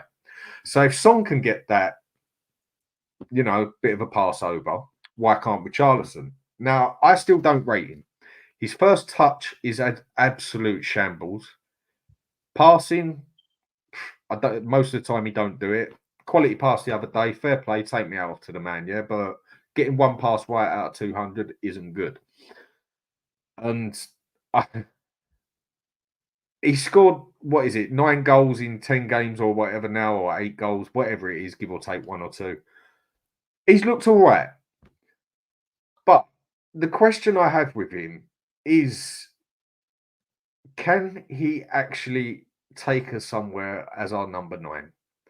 What can we do with him? What do we do with him at the end of the season? What is going to happen with the man? No, Alex, seeing as you had such a laugh on that one, I'm desperate to hear your opinion on this one. Go for gold, mate. Ball's in your court. What, the below average Emeril Heskey? The point is, I just think he's having a purple patch. That's all he is having. You know what I mean? He's having a purple patch. Yeah, the goals were good against Everton. Yeah, great. Yeah, great. He had a good game. Yeah, that's what confidence gives you. Purple patch. You know what I mean? Like I said, he's got no arrogance about him. He goes on the floor too many times as well for me. And yeah, he's got the intentions. He does go down a lot, doesn't he? Yeah, he's got the intentions. I can see that he's got the intentions, but his passing was awful against Brighton yesterday on Saturday. Absolutely awful. Apart from that one pass. Yeah, I know, but absolutely awful. Let's be honest here. If Brighton weren't up front, yes, it was a good goal, but if Brighton weren't going for the win, I don't think that goal would have happened. You know what I mean? Either way, it happened. It happened, yeah, but fair enough. But the point I'm making is that we made the last gasp at it. You know what I mean? But I just don't rate him at the moment. You know what I mean? Again, he's one of those strikers that haven't got that arrogance about him. And the fact that he's Brazil's number 1, I mean, oh my gosh, they're in big trouble. It just shows how crap Brazil is at the moment. It just shows how rubbish they are. No wonder they're not doing well. You know what I mean? But listen. I just think there are better strikers out there. You know what I mean? I just think at the moment, I think you can answer this question if he's doing the same thing next season consistently. I can't answer that question right now. Good on him. He's doing well at the moment for his level. You know what I mean? But I just think at the moment, Solanke was doing the same thing. Solanke was doing the same thing. Solanke was doing the same thing in Bournemouth. Look what he's doing now. Nothing. Yeah. But if he scores 15 goals by the end of the season, you can say that's good for a striker. Well, standard. That's standard, though, bro. That's standard. Yeah, that's what I'm saying. But that's not even standard. Most strikers are lucky if they get 12 goals in a season on average. Well, he should be expected to score goals, though, bro. You know what I mean? That's what you are. I'm totally getting you. But if he scores 15 goals, I don't say we keep him as the number 9, but instead of actually getting rid of him, do we actually keep him? Like for the backup player as such, for the sub player? Again, or do we just get rid of him full stop? You just said again, backup, not good enough. You need backup in a football team. You need a sub player. We are not going to have a team like Man City where you can bring on the same quality. Dan, this is the rhetoric we should. But the rhetoric we're using at the moment is not what we should be using at the moment. Even Ange is saying the same thing, and I don't even like the guy, and I see what he's saying, right? That he says like we should be competing. You know what I mean? You're not in the squad just to sit on the bench being backup. No, you shouldn't be doing that. You should be there to compete. Now, if he's not competing, bye-bye. You know what I mean? Bye-bye. See you later. Go to a bottom side, and then you'll be competing for relegation. You know what I mean? Or mid-table. You know what I mean? we need to change his rhetoric from backup to competing. You know what I mean? Dragerson coming into this club is competing for the centre back. You know what I mean? You know what I mean? That's the point. You know what I mean? So I'm sorry, I'm not having this rhetoric of hearing. I'm not having a go at you, but the fact that you said backup just says it all for me. You know what I mean? Okay, maybe you're the not good wrong enough. phrase, yeah. But no matter what you look at in a club, you need backup players there. You need players that can compete for the first team, whatever else. So if he does score 15 goals and we do get a new striker, which in a way I'm hoping he don't score 15 goals because then we might not look for a new striker. So even if he scores 15 goals, you can say he's had an all right season. Do we get rid of him? If we can get it, I mean, for me at the Or moment, do we keep him as a subs bench? I mean, if you get money for him, I would sell him. Okay. You know what I mean? Dave, what's your opinion on this whole thing? The whole thing on Richarlison. So the first two things I'll start with, and then I'll finish with how actually I think he is as a player and where he fits in Mate. the system. But so I'll start with the purple patch because I disagree with the purple patch comment. Okay, he had a very mobility restricting injury that stopped him running around as much as he could do. Like that Son helped. did. Yeah, that helped coupled with his mental problems that he was having. And if you look him up, I don't want to speak on his behalf, but if you look him up, he has actually spoken about this in the public side. So I'm not speaking on behalf of him. Obviously, that's where I've got my information from, right? So you couple these two things because they're not totally unrelated in the sense that you've got an injury that stops you running and you've got a mental issue going on that stops you trying. Yet he still, to his credit, was turning up to work, which it is for him. Okay, we pay him to come and do a job for us. He was turning up and trying his best. He was trying his best. I never The man does try. I can't take that away from him. I've never felt that Richarlison is not trying. I felt that Richarlison isn't good enough. Of course I have. But what I'm going to do is I'm going to sit there and go, you know what? Because since your injury's been fixed and you've had help, and he's thanked Spurs for this, we've actually sent him to psychiatrists, which apparently because he's from a rural area in Brazil, he's not even from like a city in Brazil. He's never realized that men or anyone, but mainly men, can go and ask someone for help because they're having troubles in their life with depression. And as I say, I'm not speaking on his behalf. I've read his words, right? So just to stop you a sec there, yeah. On a point you just made there, yeah. Now I'm not going to totally drift this, yeah. That's a solid point because I think we've all been in situations, men, three of us sitting there, people sitting on the side, where you have felt stranded basically, and you don't know where to turn, and you don't want to turn because you're getting scared of getting told to grow a pair, basically, and you feel a bit lost. Because men definitely don't get the support that they deserve. But that's a whole different subject. Yeah. That's why I'm using the term man there, because I'm totally aware that the women also have mental health issues, right? But I think this is a specific thing within men that they don't go, you know what, I'm really struggling, I need help. They don't even say I need help. They don't even say, oh, I'm just struggling. You know, they won't even put it out there. They just bottle it up and try and get through it. And Richarlison was doing that. So my only comment about the purple patch is we're saying that he's got the injury fixed, he's come back, he's playing well. I'm not saying it. I think he's playing now that he hasn't got the weight of the world on his shoulders. Plus the fact that his injury's cleaned up, he can physically get around the pitch better. So if you couple them two things together, physically better, mentally better, he's scoring more goals. You know, because they're not just tap-ins, a couple of them being some really good goals in there, right? He's getting in the right positions, right? So purple patch, let's ignore the purple patch. He's got his problems in his life and his physical issues sorted. Now he's fully fit. We can judge him. And actually, he's doing all right. He hasn't done it in the season before, but 20 goals in 48 games for Brazil. I'll take that striker if I don't know his name's Richarlison, right? So, he's a Brazilian striker, scored 20 and 48. He's great. Okay. Right. Fair point. The second point to reply to Alex is the comment about the squad. So I said earlier that a very well run title winning squad will have two players for every position, right? Challenging, exactly as Alex says. I 100% agree with him on that. So that's 22 players. He's 100% right there. Yeah, you throw in your third keeper. No, exactly. You're throwing your third keeper. That's 23. There's 23 players where I agree with Alex. You go, you're challenging for a first team place for my specific position that I'm setting up from a formation point of view. Your next two players is a utility player defensively and a utility player forward. Like, you know, he can play on the wing, but he can play better up word front. than backup, basically. Yes. Exactly. So Richarlison, for me, my personal opinion, if I'm just backing him up as a footballer, is I've already got 23 well-class players challenging for the top two position. So the one shirt between them, right? 2 for every one shirt. I've already got that. So Alex's point is relevant, yes, but I would still have Richarlison as my 24th, 25th in a squad because he brings stuff that my existing strikers do not do. And what I mean by that, he can play obviously anywhere across the front three. So that's a bonus to have when we go through injuries and things like that. But he's absolute, and I'm moving on to the football now. He's an absolute nightmare for the defenders to deal with. So I from the age of 6 to 12, I was a goalkeeper. It got to the point where I was Charlton Athletics booked. Never tall enough. I ended up playing a bit outfield, ended up in goal by the end, ended up as centre back as my career went on. If you remember, that's exactly what happened to me when I went for my Kent trials and everything. I passed everything, but they said I weren't bloody tall enough, even though I could dive better than the fella who was 6'6". But my point is, I've spent my entire football career playing wise is basically dealing with strikers.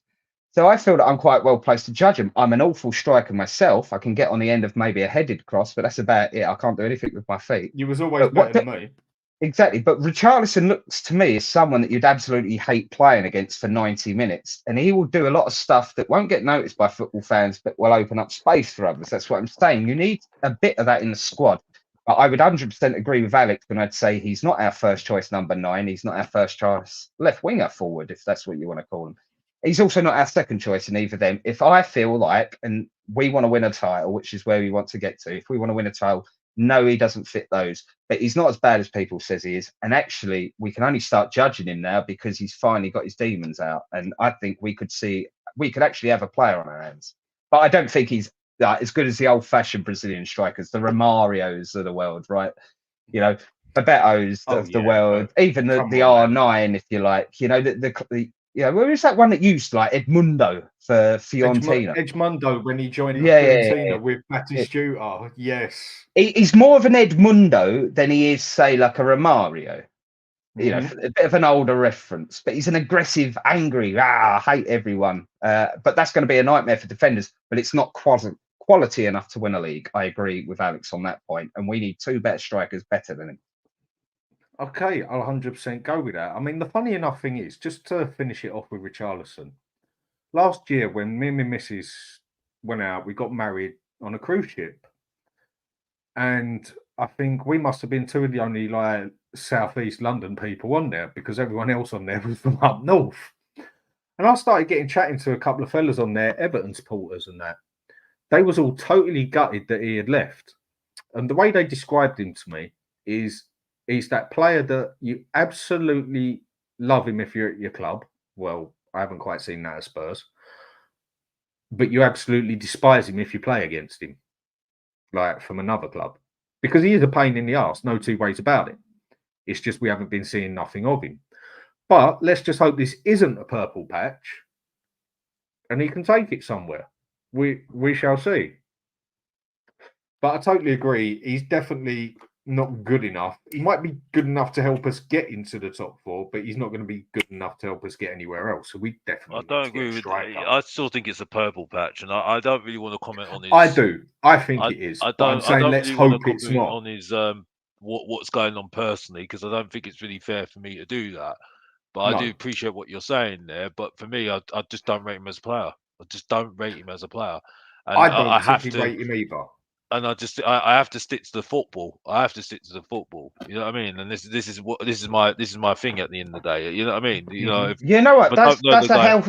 That's a healthy position to come from in this debate as well, because there's a lot of proof historically that says he's not a great footballer. So you're absolutely 100%. I'm not dismissing what you're saying, though. I'm not dismissing what you're saying. It's just I just don't want to comment on it because I don't think it's fair for me to comment on something that. No, but it can only. I'm just a football fan. I'm only judging him on the football, and I have to judge him on the football. You know what I mean? It can only help, right? it can only help that he's feeling happy in life now, and it can only help that he's physically able to run around 100%. Right? Them two facts Back to alone. the point of confidence Brilliant. and no confidence. Yeah, it's not me dismissing what the thing is. It's just it's like me. It's like I said, I have to stick to the football side of things. That's what I always do. You know what I mean? Because I have to judge it on the football. And for me, at the moment, he's not a great footballer for me. No, and I'd agree with you. He works hard, but unfortunately, there are people that work hard, but it don't mean that they're great at what they're doing. You know what I mean? And unfortunately, it's like a salesman. It's like a sales. If you do sales, I'm not great at sales. Yeah. I'm not a salesperson, even though I'm calling myself Mr. Box Office. The point is that there's a sense of irony in that. That's the thing. Yeah. But you work really hard. But the thing is, though, it's all about sales. You know what I mean? If you're not, you might be expecting this. This is why people, when I hear expected goals, I just say you have a laugh. You know what I mean? It's like, if you expected this sells, and you're not selling, you're going to get sacked. You know what I mean? Because you're not achieving what you should be achieving. You know what I mean? So for me, that's what I look at our three strikers at the moment. They just got no arrogance about them. You know what I mean? And, you might not be the hardest worker as a salesperson, but if you've got the gift of the gab, you can sell anything. You know what I mean? And that's what I talk about, those strikers like Defoe, Robbie Keane, Berbatov. These strikers, Ivan Toney, even though Ivan Toney scored only one goal against us, you could see the swagger. You know what I mean? That swag. You know what I mean? With that striker, you know what I mean? Because they know they're that good. You know what I mean? They know they're gonna, they might miss one chance, but they'll get another chance. They'll score it because they know they've got that mindset to say, I don't give a damn. I'll just score another chance. Yeah, like the extreme example is Zlatan Ibrahimovic, the extreme example of that, right? Exactly. Excellent player. In my eyes, one of the best players there's ever been, personally. And you don't have those sort of strikers anymore because they're told to do so much things now. You don't have that sort of striker anymore. You don't have a Jermaine Defoe anymore who doesn't do nothing except score a goal. I mean, in an aspect, they say being a striker is the hardest thing to do. But in another aspect, it's the easiest thing to do because you don't have to do nothing except score the goal. You can be totally out of the game for 89 minutes. Bang, score the goal, everyone loves you. That's the thing. That's what I'm saying. Someone like Johnson on the side, when you're on the left, when you're a defence, you've got so many more different things that you have to do that you get judged on. Whereas the striker, that's what I'm saying, at the maybe moment, scoring the goal is the hardest thing to do, but on the other aspect, all he's got to do is score the bloody goal. This is why I say the game's changed so much, Dan. That's what I'm saying. It's like, I know the game's changed, but the point I'm saying is that for me, unfortunately, it's changed to a situation where I don't think it's that great. You know what I mean? I think it's more on the managers at the moment. That's why I think Ange it's more on the managers with their tactics and their systems rather than the actual players actually thinking for themselves. You know what I mean? Yeah, you had I players that were thinking for themselves, had their own football brain to do things for themselves. You know what I mean? Now you've got players that have to ask their manager, oh, do I have to do this? Do I have to do that? Do I do this? Do I do that? There's no actual thinking for them themselves. You know what I mean? There's no ownership of the situation, right? Exactly. You're on the pitch. Your manager can't come on and help you, right? You're on the pitch, deal with the issue. You're exactly right. That's gone downhill over the last, I don't know what the time period you're looking at. I'm thinking at least 10 years that's gone downhill. That's the point. I realised it this year. Up to 2010 even. Yeah. And I just feel that players at the moment are not taking ownership at the moment. And I think actually, to be fair to Ange, he's asking them to take ownership of it. You know what I mean? Yeah, exactly. Again, I'm defending the guy when I don't even like him. You know what I mean? Again, that's the point. Well, all three of us tend to agree that if we was picking our football manager team, right? So we're doing this like, I want him, I want him, I want him, I want him. So let's just say that who's your two number 9s then that come in that compete with one another? Have we already got one at the club, or are we going brand new 2 number 9s, which is where I kind of feel we need to go, but I don't want to speak on your behalf. That's why I'm asking the question. Just to finish off the Richarlison debate. It's similar to that Levi in, Levi out the other day, Dan. It's all right wanting Levi out, but what comes next? So it's all right wanting Richarlison out. We've already agreed that there isn't much in the market. Like they're harder to come by these days. We had players in our You get a prince, isn't it? We had players in our days where quality players like Les Ferdinand couldn't even get many England appearances, right? And that bloke is an absolute legend. Yeah, right? people in Europe at the moment. I mean, unfortunately, right now you've got an era. You have one good season. Romero says, "Oh, this striker's so good," and then next thing you know, boom. You know what I mean? It's like boom, boom, boom, boom. It's like how much money is it now? You know what I mean? One season, wonder kid, one good season, half a season. Romero starts talking about him, saying, "Oh, he's this, he's that, he's this." Boom. Everyone wants him. You know what I mean? This is the era we're in. FIFA enthusiast era. The sad thing is, Alex, we are never, ever going to go back to these days. This is where I say world class is called too easy, yeah? When if you go and put nearly any Premiership player right there now, and then put him next to a player that I used to love, even though I didn't really like Spanish football that much. I've never really followed it. I always preferred Italian. Figo. Name me one player in that Premiership that even laces his boots. Not a chance. Yeah, I agree. Defenders out there that used to be out there. Nesta, Lilian Thuram, all that sort of stuff. That was when we had world-class players. This is why I say people get labelled world-class too bloody easy. But on the Richarlison point to end it, I'm agreeing exactly. I wanted you to answer that question before we end it, because go on. Which two strikers are you getting in? And these have to be realistic choices in the sense that you're probably not going to get Mbappe, even though he probably plays wide lefties. Well, it depends which you want to argue on that. I'm giving you unlimited money, and you've got to pick your two number 9s for next season. They're going to challenge each other. So one of them's playing, one of them's on the bench. But they're going to change through the season. So I just want two names who you realistically think Tottenham can get in the summer, like we had to do with the centre backs. We needed 2. We only got the 1. If I'm going to go for 2, one's going to be a chance player. I'm going to have to take a gamble on him, yeah?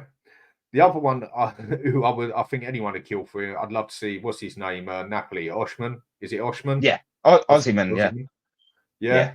I'd agree with you. Him. Because Yeah. I think he could come over here and muscle it up quite nicely. Now, another one that I know he's been pretty damn average poor since he went to Juventus, but I still personally believe Vlahovic could come over here and do a job. There's one other player that I mentioned. His name's come up in the comments as well, by the way, I've noticed. Yeah. As well. No, so have I. He's been bang average at Juventus. He really has. One other player I would love to see come over here, and I would snap him up straight away to play on the right-hand side. I can't even pronounce his first name, but his name's Berardi. He plays South Sosla. I can't pronounce the bloody Italian. I know what you're on about. He's getting on a bit, though, and I'm asking you specifically about the number 9 here, so don't start going for me for wingers. No, that is, yeah, but he plays a striker as well, mate. I think he's... Yeah, no, I know what you're on about, but 28 now. He's an inside forward on the right, isn't he? But yeah, but for me, Osimhen would be my first chance. And if I've got to go for someone where I don't feel I'm taking much of a gamble, I think Ivan Toney would be bloody brilliant for us. But is he worth the 100 million? You could probably go out and get Osimhen for that. So I'm allowing you 2. Money's not an object for the argument of this debate. I'm giving you 2 what you want. All you've got to do is be able to back up. Osimhen and Toney. Osimhen and Toney. Fair enough. That's all right. That's realistic enough. Toney, I think the experience, and I think Toney is a very good target man. But I think he's also, how do I put this without ripping it? I'd say he's a bit of a poor man's Harry Kane. And what I mean by that is, he's not quite a complete striker, but he can do a little bit of everything. He can head the ball. He can run with the ball. I mean, he's faster than Kane was. He's got a good shot on him. He's also got a good football brain on him and getting in the right positions and that, if he gets the right support and that. So, yeah, Toney, I think, is one that we could take, and he would come up leaps and bounds, come into a bigger club with someone like Maddison passing to him, whatever else. But my first choice is Osimhen, however you say his name. Yeah, go on then, Alex. I had a look at the Bologna striker that we were linked with. I can't remember his name now. In the January transfer window. But other than that, I think Ivan Toney would be the obvious one, I think, at the moment.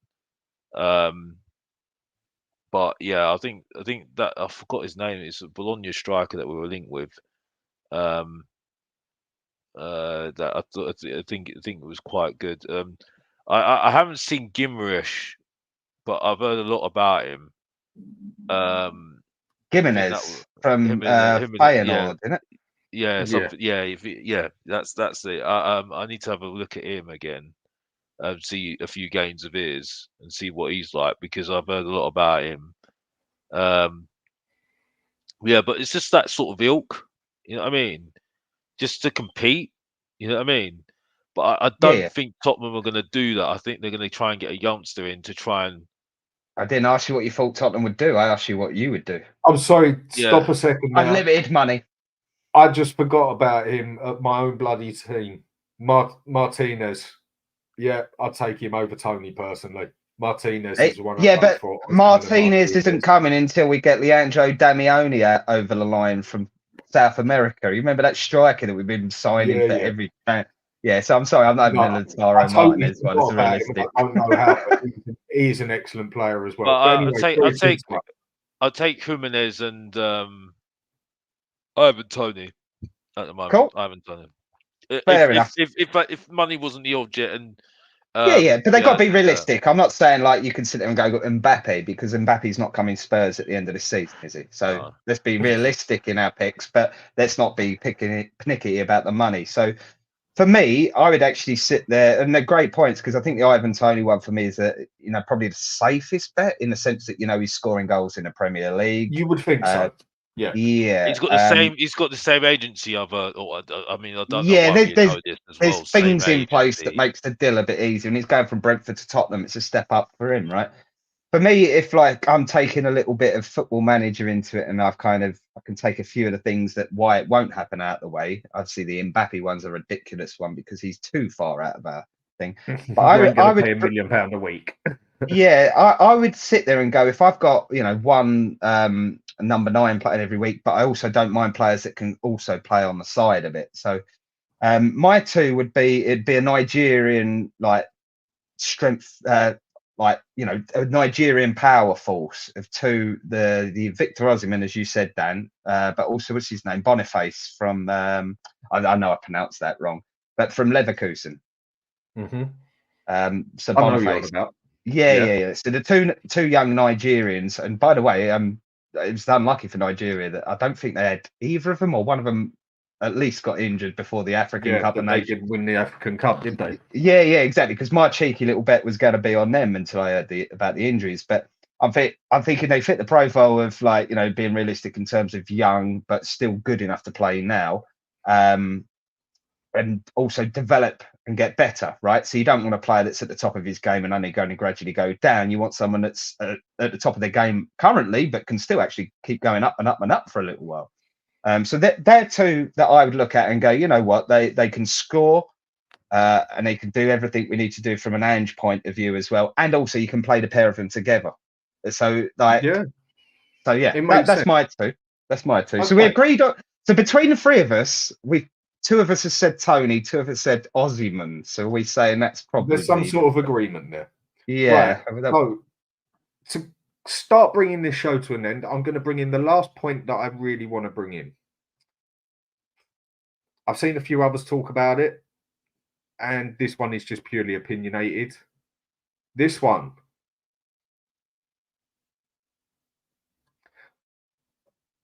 Alex, what do you think of this blue card? I've got nothing to say. Honestly, it's just a load of. I just think they're changing the game too much now. I just think it's ridiculous. Other than also VAR, which is just I had enough of it after Chelsea. I had enough after Chelsea. That was when it was a joke. And because I was there at the stadium. Even with Liverpool with us, that was a joke. Yeah, I mean Liverpool, I thought it was a joke, but that Chelsea one was just an absolute joke. I just thought it was just too long. It just killed up the game, killed the vibe. It's just annoying now, and it just gets to a point where I just get fed up of it now. You know what I mean? Okay. So, but this blue card, just, I mean, honestly, can they just change it? Do they want to change it even more? The game, make it even more ridiculous. Complicated, basically. Complicated. It's just ridiculous. Absolutely ridiculous. I don't understand it. Don't understand it at all, as far as I'm concerned. Just adding something to it to make it even more controversial. I just think it's just ruining the game. Honestly, just make it simple. There's nothing to change about the game. Honestly, don't get it. Okay, then, Dave. What is your opinion on this? Well, to be fair, Alex sounded like Ange Postecoglou there. Considering he doesn't like Ange, that was pretty much Ange's response to that question. And you know what? Wasn't it? I'm not taking the mick because it's kind of how I feel as well about it. I think I thought there was going to be a bit of juice in this debate until I saw Ange's kind of response. And as usual, he literally puts it down within a couple of sentences. You're like, yeah, I agree with that. So my point of it was going to be that change happens in football sometimes for the better, but it's very few and far between those examples. So let's think like the offside trap to stop the goal hanging, the not being able to pass it back to your goalkeeper creates more attacking football. And we never even had crossbars back in the day, right? So that was an introduction at some point. Why are you putting a bar, up there? There's always been changes in the game that have made the game better. So I agree that change needs to happen at times. But I'm with Alex on this one in the fact that I think it's IFAB, isn't it? That the people that put it through, it's not our FA as such. It's like the World Footballing governing people are putting it together. And I think what you've got there is a situation where people are getting paid quite a bit of money and they have to justify their wage. So they're going, I need to do something. So therefore, I'll come up with a new rule change that's going to revolutionize football. And realistically, it's not going to work. Like VAR, in principle, is a good idea. But the problem with VAR is it needs human beings to control it. To do it. You'd be better off if you just had the Terminator do it, basically. Exactly. So you've still got the same problems, haven't you? You've still got a human being looking at the situation going, I think this, I think. Exactly. So, but if VAR was brought in for what it was brought into, it's clear and obvious mistakes, then do that. But they're not. They're re-refereeing a game. That's why it's so crap now. And this is where I'm on Ange's side, and obviously Alex, based on his opinion as well. No, I agree with you both. But the thing with the rules are, football should always be a universal game from a rules perspective, only ever adapted for specific circumstances. So what I mean by that is VAR you can't have at kids football because of the technology on a council pitch, right? You're never going to have that. So we respect the fact that VAR can go in at the top level, but it won't go in at the bottom level. God, I remember on our council pitches, Dave, we used to have to get rid of the glass bottles first. Yeah, exactly. But this is the opposite. This blue card rule is essentially the orange card. They can't do the orange card for visual reasons, right? So the blue card is essentially the orange card. And at the lower levels, it is a must-have because it is only used for dissent. And this is the other point about it. What IFAB are introducing it for is dissent and sort of tactical fouls. If they just go, let's just bring it in dissent like we do at youth football, where it works and it helps referees, then you go argue with the professional footballers and say, well, the referees have already got the tools to do that. It's called a yellow card. And if they dissent twice, it's called a red card. So don't give me any other cards. The referees have got the tools to do that already. If you're bringing it about tactical fouls, which is what they're doing, and that's where I've got the big issue with it, because when it comes like VAR, it comes down to human interpretation. Humans are idiots. Humans are geniuses, right? We're all different. And at the end of the day, we interpret something different, hence these debates. So if you're sitting there relying on a human being to interpret a new rule on this, it's only going to be a mess. And if it was just for dissent, we don't need it anyway. Move on. So that's kind of my point. The blue stroke orange. Well, I'm gonna have a slightly different opinion on this one, yeah? Okay. I'm very 50-50 with it, yeah? There's gonna be one big problem at the end of it. I'll bring that to it. Now, if they do bring this blue card in, for me, as long as they stick to, let's say, 4 things with it and 4 things only. Player dives, blue card, sit on the side. He dives again, he gets a yellow card, what he gone. Going up in the ref's face, blue card, go sit on the side. Now, some people have said, yeah, but what if it happens to the keeper? All right, maybe the keeper should keep his mouth shut then, same as the rest of them. I don't agree with everyone going and surrounding the ref and everything else. I think it should only be the captain of that team and who the card or the problem is with, or the 2 players that are the problem. That I could see working for a blue card as well. And then maybe an on-purpose foul sort of thing to stop a player running past the halfway line when he's going to blatantly be clear, right, blue card straight away. But if they keep it on 3 things, I think there's a possibility it could work. But we all know, like Dave said, with humans involved, it's going to screw up. And then we have that magic word, that magic problem in football that everybody knows, consistency. And that is where the problem will be. Same as the red cards, same as the handballs, same as the yellow cards. One day, one game gets hit in the hand, that's a penalty. Next game, same thing, it's not a penalty. I also feel there's fouls out there that are worse than a yellow card, but they don't deserve a red card. So do you give him a blue card for it? But now we're going even deeper into the consistency problem of how that referee sees it and how that referee sees it and how that referee sees it. And it has just got everything to go on it to go tits up. But if it got used on 3 clinical things, going up to the ref, giving it in his blue card on the side. Diving, I still think that should be a red card personally straight away, but blue card on the side. And then maybe add one more thing to it. I think there's a chance it could work. I thought your exact words were anyone caught diving should be shot. Well, you don't say that. You don't say that on YouTube. Yeah, I know. I've already been done for that, mate. Don't worry about it. My phrases, I've had warnings. You did say that it was another Dan. I'm getting my mind muddled up.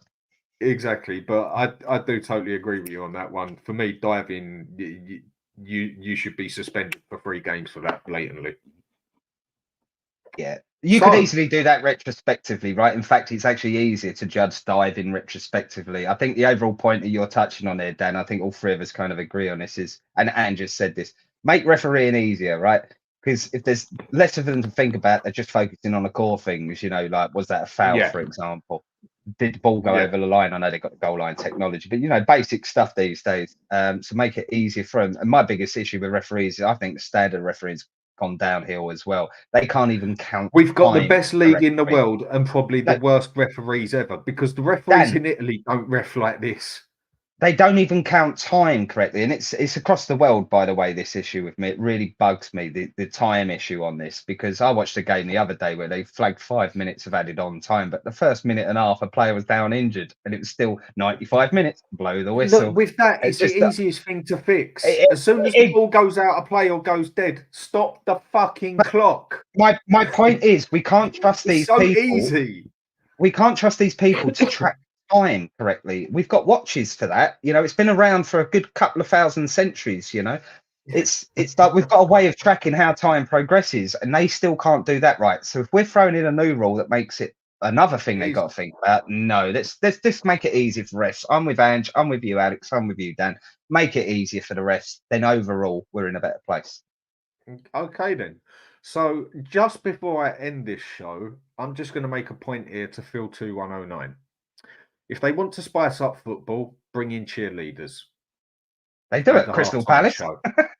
No, do you know what, mate? I totally agree with you. It's just the problem is who would be the cheerleaders. Now people just think about what just think about what I meant by that. I'm not going to be able to say it on YouTube, but just think. Cheerleaders. Okay, but we had we had a halftime. You wouldn't know who the cheerleaders. You wouldn't know what the cheerleaders are, for God's sake. That's what I'm saying. Yeah, I know what you're trying to do, and I'm trying to as possible. I'm trying to reverse the conversation to save you, but we had a halftime musician on, didn't we, at the weekend? Which I thought I'm surprised it got so much heat, because I thought, well, I haven't been that many games, right? So, and often in the halftime time, I'm like, trying to get a cheeky drink. I'm not sitting at my seat waiting, like just watching nothing.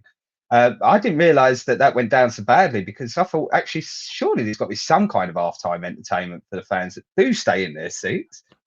We just ain't like America in that aspect. Right, so thank you everybody for watching. Give us a like and subscribe. It's been much appreciated. Been an excellent show having Alex and Dave on. Alex, where can we find you? What do you do? What are you doing soon? Give us some information, mate. Well, people should know already. It's Mr. Box Office TV, loud and proud and exclusive. where really we talk real about the team, talk real about what I see rather than stats, which is a load of FIFA stats as far as I'm concerned. And I agree. yeah, just being real, and that's it, and that's all it is every single time. So you know, I'm nearly up to 1,000 subscribers. Be appreciated to try and Well get up done. there. So I think everyone it's go on to 60. Mr. Box Office and like him Um, up. and yeah, will be soon another episode of Mr. Box Office Unleash. Also, talk about a certain winger that everyone says is doing well, which I thought he's absolutely bang average. Talk about why That's we most of them, innit? supposedly FFP kings, and FFP kings. If you're FFP kings, we should be having bigger expectations next season then, and take advantage next season by winning trophies rather Exactly. than having trophies for our finances. It's on Um, the plate. It's on the plate to do it, but will we do it is a different story. that's the point as well. So you know how it is every single time. It's Mr. Box Office TV. Keep locked in and keep it locked in, and that's it. And if you don't know, get to know. That's it. Back to you, Dan. I'm done. Okay. And Dave, you're going to be coming on the show a bit more regular? Yes, I think obviously we're in the early stages, but I think a Tuesday regular slot might be quite a possibility going forward. So for the start, I Good. will be found on here at the Tottenham Hotspur Hood. Hotspur Hood. And David R. Darts on Twitter, if you can find me on Twitter, David R. Darts, because I do a lot of talking about darts. So don't just come on there thinking, well, I'm going to see Tottenham debate. A lot of the time I'm moaning about the European tour changes that the PDC have introduced to darts. So, but essentially, yeah, Hotspur Hood, I hope to be on here with you a bit more regular on Tuesday. I just want to say thank you to Alex again. You're my second ever, obviously, live thing on this. My first was with Stell. I think it's been great as well because I've come on unplanned for this, as Dan knows stuff has happened in my personal life literally up until about 2 minutes before I got onto this. So No, it you've was done brilliant, Dave. a bit lastminute.com, and I think you've been a brilliant guest and great at debating. And I've just lost my mic, so I don't know if you've heard that. We did. Thank you. That's all Now, right, Dan. Dave, one thing on the show you had with Stell, you earned a lot of respect off of that one because not many people have the bottle to go on the show with Stell and have a debate of Levy in. And you even made some solid point. You didn't change his mind. No one will ever change his mind, and a lot of other minds of us. But you did even manage to put some solid points down where the man agreed with you. And a lot of people took their hat off to you in the comments for it. And there we go. So, everybody, one more like and subscribe. Be appreciated. Hope you all enjoyed the show. And I will be doing more shows soon as time goes on after the medical issues I had and everything. And I'm only just starting this slowly again. I will start doing more shows and then get more frequent. So, good night, everybody. Thanks for coming on. You two, been great to having you on. And come on, you Spurs. Yeah, how about you, Spurs?